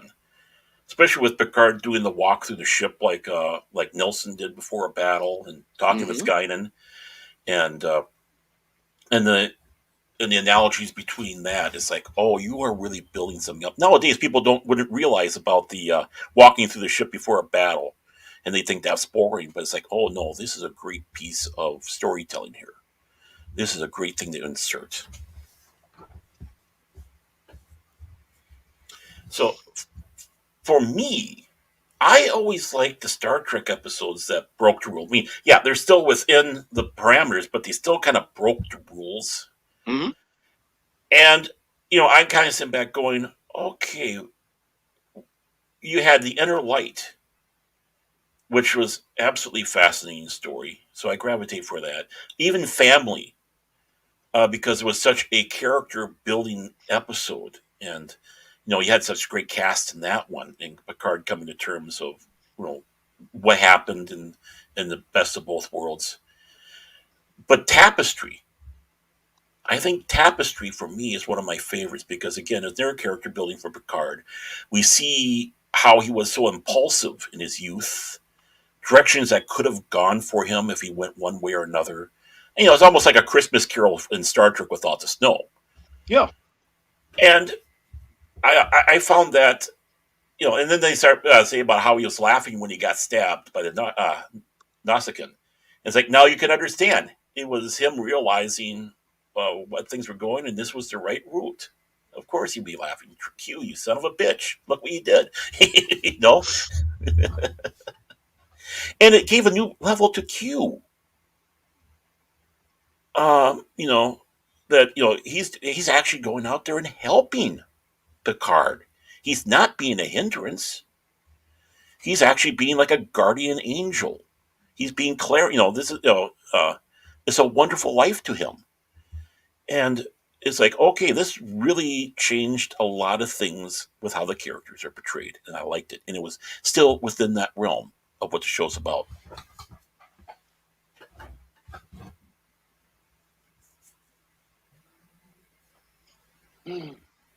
I can see that. I really can. That's and you're probably going to take my pick for DS9 is weird, but yeah, Oh, what is it? Trials and Tribulations. I don't think it's weird at all. I don't. I cannot. I have a sneaky feeling I can understand where you're coming with this one. Because not only were they able to make their own story and stick within the using the footage they had, it was melding the two together as though they belonged together, Mm-hmm. and it, it for me made a good story. It showed absolute love and respect of the original series, and it involved the DS9 crew. It was just, for me, it was exciting. It was fun. It was different. You were away from the battle. Granted, I love DS9. I love the battle with the Dominion, but there were the escapes from that battle that also felt necessary, and this was one of them. You needed a breather. Yes. And all your points that you were saying on that, I have to agree with you, and I have to say that that episode too is my favorite because exactly what you're saying. The Doug Drexler did a great job helping recreate those models for the show. Actually, adding in the Klingon, we never saw the Klingon ship in the original. Um, and then how they tried so hard to make sure everything meshed right, including the recreation of sets of the old show. Not trying Hmm. to do crazy updates. They were doing everything they can to match color and even the filming, so it didn't look like this scratchy color of Kirk and then the pristine of Cisco. It's like it like you were really there. Yeah. How did you? It's like, did you really go into a time machine, do this episode, and come back, type of thing? And the love and the reverence, which again, I think is not out there. It's like when they want to do something like that, it's like, let's do a fanboy, a bunch of goofy stuff. Well, this wasn't. This was an homage. This is, we love you. This is our love letter to you. If it wasn't for you, we wouldn't be here. And Cisco getting the autograph from Kirk, I think, just solidified that episode completely. We wanted to be Cisco getting that autograph from Kirk, going back and reliving this.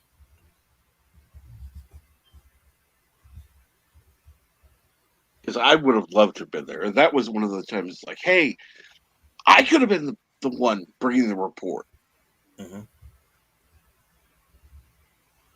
Exactly.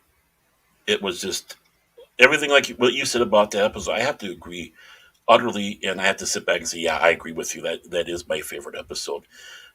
Because again, it was kind of breaking the rules. It was giving that breath of fresh air. It was unique, but it still was Star Trek.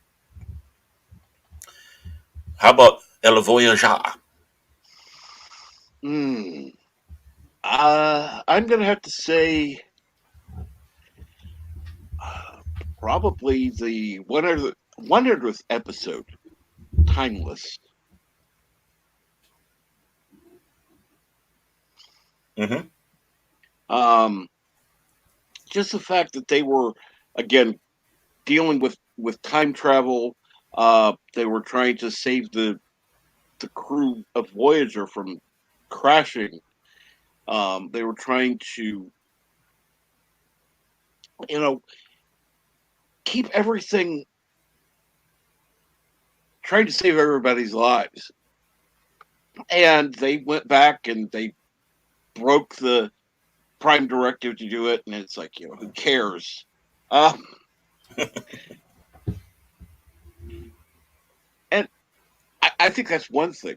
You know, they it's like they broke the rules. They knew they broke the rules, but they did what was right.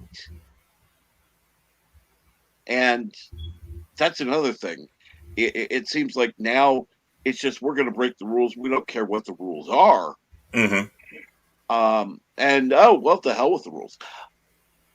This was okay. We've got to do what's best for everybody, and this is what's best for everybody.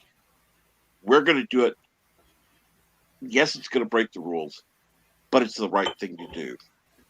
And I think that is one thing that is definitely missing from Well, other because things. Yeah. yeah, and you had that with DS9. I mean, the episode where basically Cisco was being Winston Churchill. He was knowing that a certain thing was go a certain way. He had to manipulate it. It was a horrible thing, but he had to do it because the outcome would be better than if he didn't do it, and that Yes. weighed on his shoulders. And admitting that there is good and there is evil, and sometimes you have to do that bad thing. You have to break that rule for the better of it all. Almost like the prime directive, when you look at the prime directive, it's not the letter of law, it's the spirit of law. Sometimes you have to go against it because that is the proper thing to do. Exactly. It is a guideline and an excellent guideline.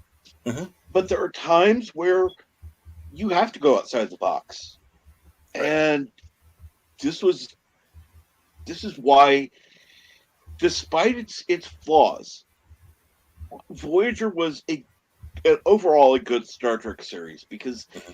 They respected the lore, they respected the fans, and they wanted to make things right. Mhm.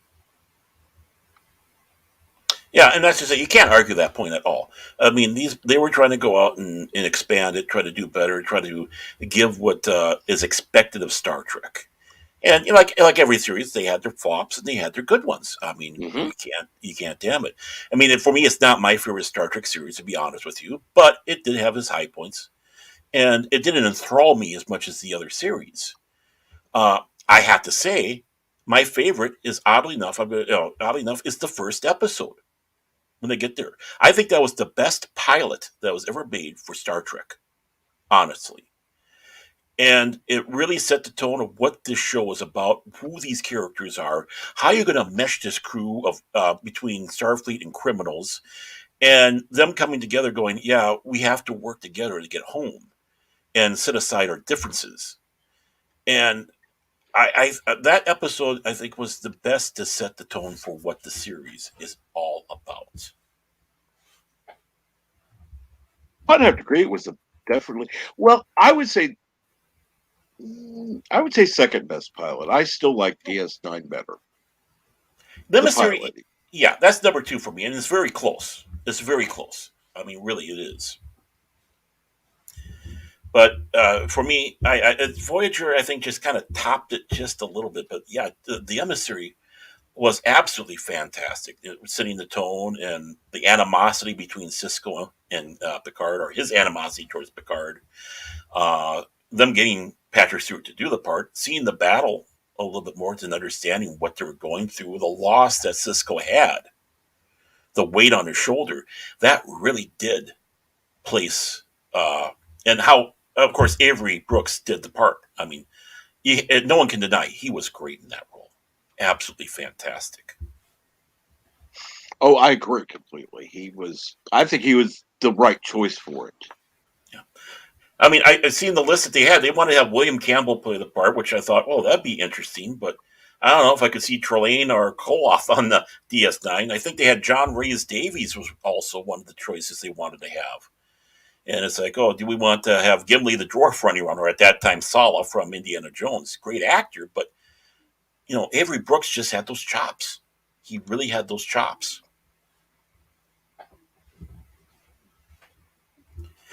But yeah, I mean, I can see. I mean, like I said, it was a toss back and forth. But in some ways, I think for seeing adventure, for me, the Voyager just tips over, um, tips over the emissary. So slight disagreement there, but I mean, like I said, they're both great. They're both great. I'm not saying back saying the other one sucks. How about Enterprise? Oh, that one's harder for me. Um,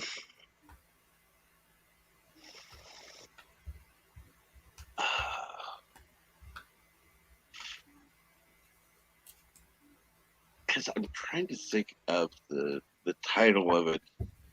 Uh, it's the one where you first. Let's see here. I think it's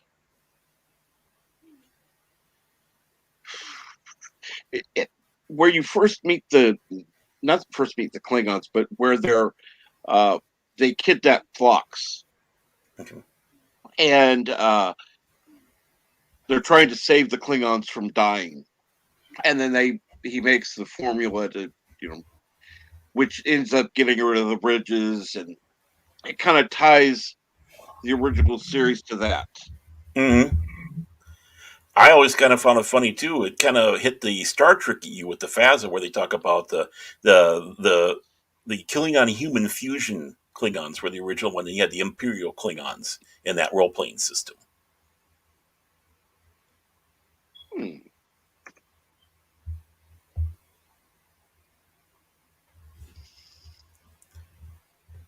That was a good episode though, and John Shuck. Oh, I mean, God, I mean, who better to play the Klingon in there? I mean, him as the Klingon ambassador, than him playing in that episode. Wasn't that a two-parter? Yes, it was. Yeah, I thought so. Yeah, And then bringing him back to play a Klingon again. I mean, how perfect! I mean, he's such a great actor and so enjoyable to see him when he does pop back in the Star Trek at that time. My favorite is the mirror episodes that they had. To be honest, it was an interesting take to see the crew in full mirror universe form. Of course, the member berries or the nostalgia of seeing the Defiant in all the sets redone again, and seeing the Constitution class flying around doing its thing. I would have loved to have seen the sequel to that, like they were going to do in the fifth season. But I thought it gave a lot of those actors on the show a great opportunity to really expand their role. I mean, seeing Scott Bakula playing evil, evil Archer, and everybody else in the Machiavellian way that they did things. It's just I love seeing when it's out of when the situations are different, out of place, and see how the in this case the actors take their roles and how good they can do it. And the thing I liked about that, because for me it wasn't one of my favorites, Mhm. but the thing I liked about that was that it respected the original series. You didn't see them altering the timeline with that. In fact, this would be something, because it was done on the other side, bringing you know the Constitution class over. Um, it would be something that they would want to hide Mhm. from their people, so that by the time it gets to the original series, even the people in the mirror universe don't know what happened, because you don't want this out. Mhm. There's another universe out there. No. Oh, exactly. It's especially if you're in a totalitarian universe regime like that. It starts putting the person who's at the head weak because there's something unknown. You're not supposed to have the unknown. You're supposed to know everything. So things like these mysteries, these scary things, they hide from the public, and you are, the ultimate god ruler over everybody. We never had that in real life, have we? Oh no, that's never happened. Yeah, I mean, but when it comes around, that was the last Trek. Trek came to an end 2005, sadly. Um, I mean, how can you watch the 2009 film and not get a migraine with all the lens flare in the bridge? That's all I got to ask. No, in fact, I did get a migraine when watching that. You know, that's one of the things that actually I never saw the films. I read enough about them, the synopsises, all that across the board, and said, I don't want to watch this garbage. This is a joke. And of course, seeing little bits and scenes back and forth there, and of course, then seeing what the bridges is, I can't do it. I can't bring myself to do this, even with the cameo of Spock. I can't do this, and it hurts. And I miss what we had, and I'd love to see it happen again. I'd love to have the Crispin Trek universe just tossed aside. It never happened. Same thing with JJ.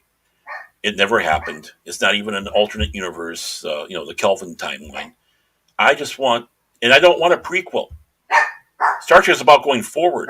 I can accept there actually being a separate timeline. In fact, I think that would actually be the way of saving Star Trek, is to make all this stuff a part of the Zeta timeline. I'll just You think know, of something off the top of my head. And all of a sudden we get back to the real universe. And, you know, then we discover, you know, like the one episode where in Next Generation, where Worf is crossing different realities. oh yeah, That okay, there are these other realities out there, and this is what happens. Blah blah blah. Okay, now we've sealed it. Done. okay, I can agree. I can compromise to that. I really can because there are people that like it. Let them like it.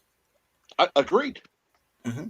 As it goes, I want to see the 25th century now of Star Trek. There's only a small section of this universe of this galaxy that they have explored, and there's two little pocket universes right next to each other.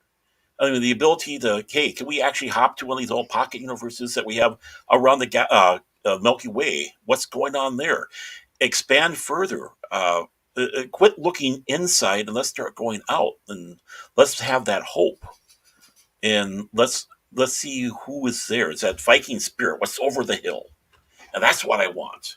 And it doesn't even need to be the Enterprise. It can be another ship, but keep it Star Trek. Agreed. I don't want to see the Enterprise, to be quite honest. Particularly after seeing Deep Space Nine and Voyager, I, I don't care what ship it is. I Hmm. really don't. Right. And they had a great opportunity with Discovery, but it fell. And you know, it's just, let's get that out of their hands. Let's put it into that Zeta universe or even the Omicron universe. Let's put Yeah, a little proof action on there. Treat it like that, and and let's get back to the basics. You know, Star Trek Online, the multi massive game, is kind of fun that way. Uh, but I want to see that real inspiration. I want to see that real hope, and I want to see what we can go on. This universe is not dead. This universe is just being born. This is a saga, a myth that we can keep continuing on for a century or two and use it as a basis of what we're going to be for human beings. And Discovery's not doing that. Picard's not doing that. Gutter Dex isn't doing that. And I have no hope for Strange New Worlds either, with the track record we have going on. well, I've seen the what is it animated thing that they have on Nickelodeon, and no, it's more Star Wars than anything else. And as far as oh, Strange New Worlds, I still remember the original news reports, and they were talking about it, and we're going to have Star Trek Enterprise. It's like, are you stupid? We already had a show called Star Trek Enterprise. And the thing is the answer is yes, they are. They don't remember the past. They don't remember what they are building off of. You don't have to be a fan to know what this universe is about and work on it. Harv Bennett's a perfect example of that. You just have to know that you got this impressive story. You should know what it's about, and now continue on with what Gene Roddenberry built on the Mm-hmm, foundation. exactly. I want to see second, third, fourth levels to this house. Let's do it. Yes, I Not have agree. not have Captain Mikey pointing a phaser at herself in a battle. I mean,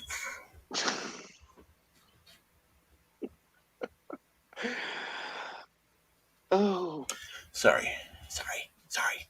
oh, I'm you're not. sorry. I'm sorry. I'm so sorry. I'm sorry. I'm sorry. And You now know, the truth. Captain Trek, you're absolutely wonderful. I am glad you came on.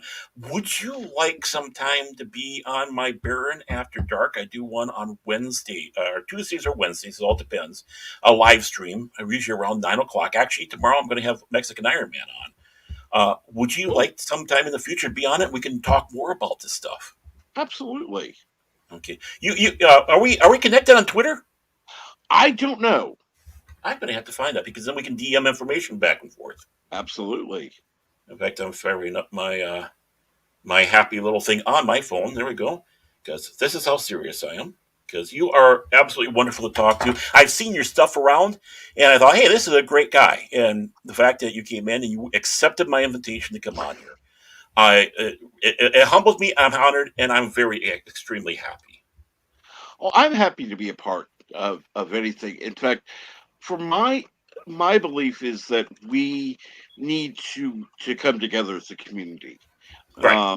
And that means that there are going to be people that are in different groups that you know I like meeting new people. Like I've met several of the people are participate in my chat and other chats I go around to. Um, One of them being the lovely Sherry, a very very sweet woman.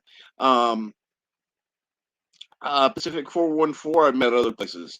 Um, of course, it's the brightest day and low specs Linux laptop. Two people I've never met. Uh, Matt 317 before. But hey, cool. I got He's someone new to talk to and see a chats. and he is a Star Trek fan too. I've been threatening to go to his house and rob him for some of the stuff he had. So, but he's smart enough not to tell me where he lives. So you got to talk to him. And of course, Rough Girl's a great one there. Also, I see some Oh of the yes. people in the groups I hang around in, and with the Kings, and of course, yeah. Again, like you said, I've never seen the lovely Sherry before. Hello, how are you? And again, this is what it needs to be. We have a community going on here. I just, by the way, followed you on Twitter, so I'll send a DM to you sometime here, and we can talk about having you on as a guest here sometime soon, and we can talk about anything we like. It's it's like what we're doing here. It's a nice conversation show. It's not going after or necessarily attacking the pulp culture, how bad it is. It's actually I like to try to keep things more positive, just like Star Trek's about. There's better days ahead, and I believe that. We might be going through where we feel that what we're getting is destroying it, but I think in the next couple of years we're going to see a shift, and I think things will get better. Star Trek, Star Wars, even Doctor Who, all these things that we are um, not feeling are following what that universe is about, and this is exactly it. You, me talking, the chat talking. Uh, I've seen nothing with the groups I've been in, but basically love. I mean, there is that brotherly and sisterly love amongst all of us, and I'm happy to be a part of it. I really am. Absolutely. And So, yes, let's make Linux laptop. That's to mention my stream. Thank you. He's usually asleep during morning brew, which I usually have starting at 6 a.m. Central. And too early for me. oh, trust me, there are days it goes 3 4 hours. It can even go longer. But And go ahead. You have a channel. Go ahead, promote. I mean, like I said, there's people in there that don't know who you are. Please promote away. I'm not egotistical to say you can't do that. I love promoting others. well, I recently started a new show at 5:30 a.m. Central. It's called Captain Trek's E News, where I talk about some news, mainly entertainment, but also some other stuff going on that I haven't seen talked about much. I try to stay away from the big time ones that you'll hear on every YouTube channel uh, because it's just, if you can go see it on another channel, why bother? And then at 6 a.m. Central, I give myself a little bit of a break. I start more brew. It's more of a community-based chat thing where people come in, they talk. I'll even have Friday where it's open lines where anybody can come on, and it's really fun. I have a group on Twitter and one on Discord that I drop link for people who are part of that, and they can come on at any time. There are times I'll have Murder Prey 5. He'll be on there a lot, Oh, yep, know him. and He's a good guy. he How's he absolutely doing? is. How is he doing? By the way, I know he's been having some issues. Yeah, he is. Uh, right now, he's got some blood clots in his legs, and that has to do with some stuff that is going on currently. Mm-hmm. Not going there. But yeah, he that one jab, and yeah, that's it. Yeah, I think about him often because I hear about I hear that he's been going through stuff. So I always wish the best for him because he is a wonderful guy. And by the way, in the private chat, go ahead, put your link in there for your page, and I'll put it into the general chat. How's that sound? Because like I said, I love Okay. promoting others. It's not about me. Well, and that's like when and I'm sure you know Orville Nation. Yep. Okay, PJ is great. I'm joining him with the uh, we grow together because for me it's more than a just a slogan. It's a way that we have to live. It's not just about promoting a single channel.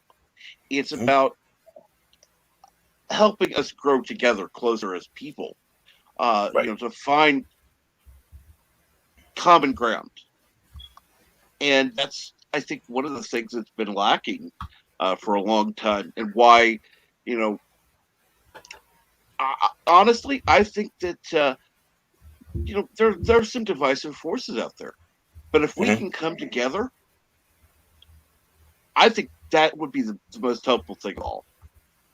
And Correct. anyone, there have been people that have joined my chat that you know it's great. Um, and come on, really, you're not coming up. I'm trying to delay. It's like, come on. There we go. You sound like me in the morning.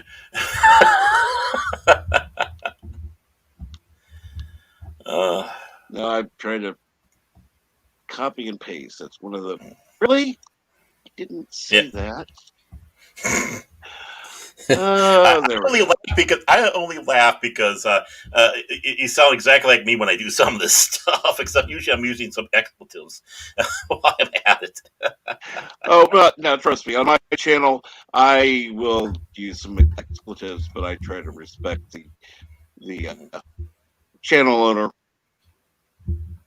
I Yeah, am I not mean, going. I would rather not go into, you know, blank.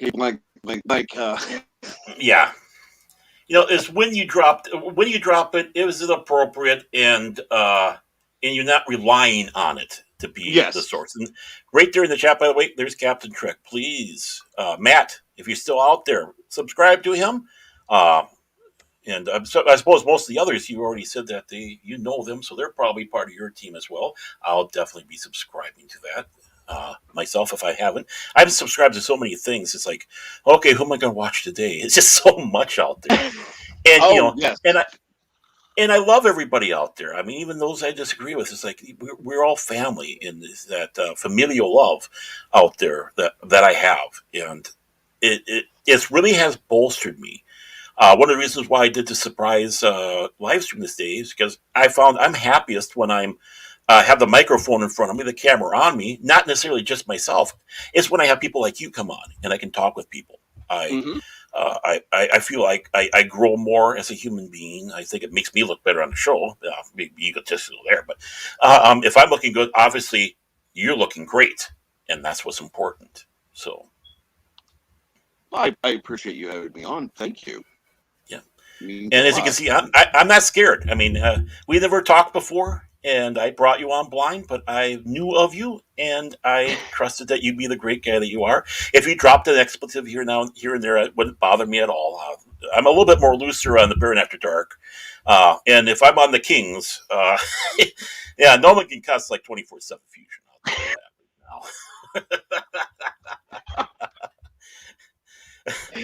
Well, I mean, if you want to know anything about me, you can always ask X and Iron Man.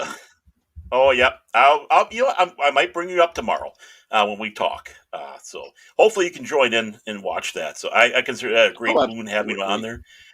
He's a wonderful man. I call him the Yes, he living is. patron. I call him the living patron saint of YouTubers, and he truly is. I mean, he's done He so is. much for us, and he's just a wonderful guy. I don't know what I did. Honestly, I have to sit back and say this right now. I honestly don't know what I did that he glommed onto me as a friend and pulled me into his tighter circle. All I know is all of a sudden here I am, and we are amigos. And, he calls me his brother from another interracial mother. Um, but the thing is, I honor that, and I hold that precious. I don't ask anything. Only thing I've asked him of is to be on my show tomorrow. And other than that, it's like we're Mm-hmm. friends. He's offered stuff to me, and he's always been there with the kind word. And I cannot speak enough good things about him. In some ways, I wish I was more like him. And yeah, I'm so happy. I mean, here I'm this piddly little channel, and he's coming on with me, and because he's on the bigger shows, he's with Doomcock. Now he's going back to Echo Base. Now that they're going back to Saturdays, he's with Tom on Midnight After Dark. So I even saw him on Martha Stewart's Mm-hmm. live stream. I don't know how he got on there, but he was on there. He's everywhere. That was a joke. Well, he will go on other channels as well, even the smaller ones. So Mm-hmm.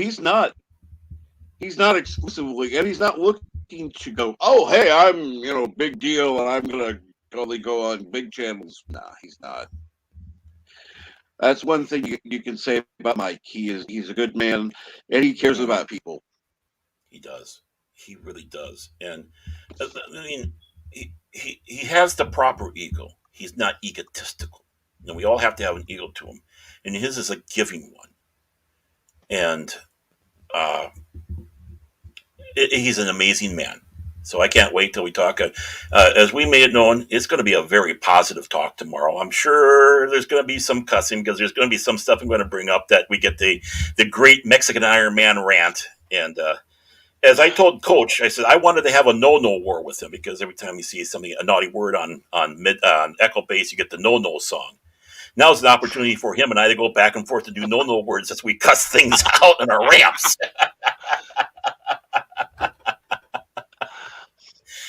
Exactly. Don't spoil it there, low spec. I have something planned for him with that. Don't. Hopefully, he won't see this on the backside. But I see that there. I'm going to bring it up on the here. I got something planned Yeah, for yeah. Known for lurking, so yeah. that. Oh yeah. So don't spoil my surprises. And one thing I have to say, I do love about low spec Linux laptop is he always starts out with a penguin, and that's one of my favorite animals. Penguins and otters. I go otter crazy on my Facebook, Twitter page, but I also love penguins. I always have since Opus from Bloom County, if you remember Bloom County. Oh wow. Yeah, I'm just lucky. Oh, I remember that the reason that Low Specs laptop picks the Penguin is because that's what Linux did. Is use the yep. Penguin. That was always a little symbol. You had the window, and then you had the apple, and then you had the penguin. So anything that has a penguin on it, I'm allied with. I like penguins. I'm silly that way. I go to the zoo. It's like, where's the penguins? Got to see the penguins. And my mom always sends me little penguin stuff. So there we go. Thank you. Penguin, penguin. Oh, you're awesome, Low Spec. It's absolutely fun to have you in chat. He is. And when he's with comes in with the Kings and all, it's always great to have. I mean, I love the people in chat. And I apologize, I haven't been popping up stuff and been more interactive with the chat on here because this was more the personal one on one. So my apology to the chat. I'm not meaning to ignore you. I do see the chats coming up, but when we get, I wanted to have the role. I didn't want to have that interrupting with Captain Trek here because I didn't want to throw. I don't know about Captain Trek, but my train of thought is like Amtrak. It derails quite a bit. So. Well, see, that's one thing with the morning brew. We do tend to go from topic to topic, Mm-hmm. and I do read the chats. That's one of my pet peeves. Um, and today, I just we were talking about stuff. I kept an eye on chat, and I just kind of said, drop things when I could, Yeah. um, because I don't like to ignore the chat. But No. you know, we were just in the middle of a conversation, and Right.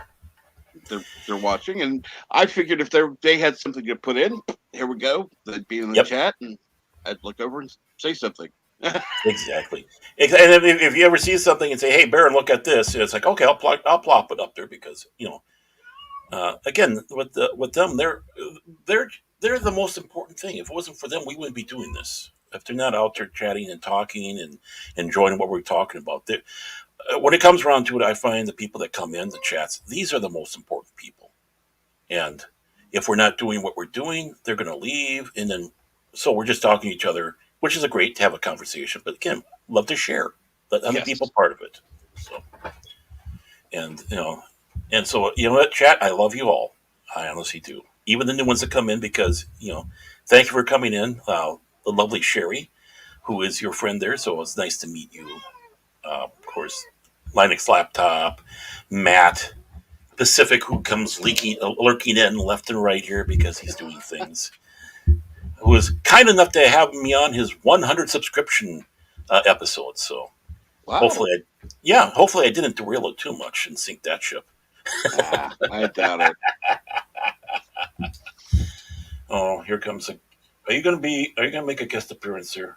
I have cats, and they sometimes like to pop in. So, but we've been going at this for about 2 hours and Wow, 25 minutes. You less than that, and it's amazing how time flies when you have great conversation. But absolutely. Thank but you. you know what? I'm going to be in contact with you. I want you on Baron After Dark, and of course, just because someone comes on once doesn't mean they don't come back again. I love interesting people.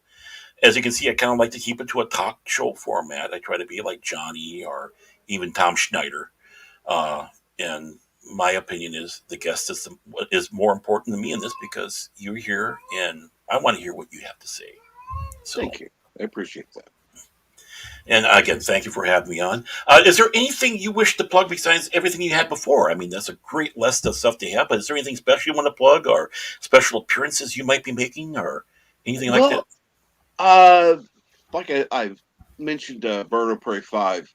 Hmm. Uh, he's one of the first people I got to know in YouTube, um, and was really the first one to reach out to me. He is absolutely, honestly, one of the best. And if somebody isn't subscribed to him, I highly suggest subscribing to him.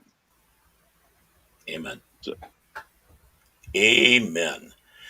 And I suppose if we go to saying our goodbyes here, and I hate to say goodbye, I really do, because when you have something good that's going like this, you hate to do it. But you know what? It means the next time it's going to be even better, and we can continue on, and that's the way I want to be. absolutely. And here, I'll plug Pacific's being very nice to me there. He's a great guy. I love him. He's really good. Watching him play the Back to the Future game the other day. So, and anytime you want me, just give me a DM. I'll be there. I'm sure Captain Trick will be if you want him to. I'd be more than happy to. Absolutely. So I'm gonna actually I have a little bit of the vanity stuff here. So I just want again, I want to promote tomorrow. Sorry, covering you up there, Captain. But Baron After Dark with special guest Mexican Iron Man tomorrow night at 9 p.m. Central Time. Who knows how long this show will go? We've been talking in. If you're tired of having live streams, I don't want to be insulting to others out there, but sometimes you kind of walk away a little depressed because you feel that you're losing the culture. Where you're not going to have it with this. Mexican Iron Man and I are looking with absolute positivity, probably a no war. See how many times we cuss, and we'll have some topics too, so to get them going, and me as well. But anyone who knows Mexican Iron Man knows it's going to be one hell of a show. And of course, catch me every Sunday at 5 p.m. Central Standard Time for the Primetime Kings. There is the link in the description here.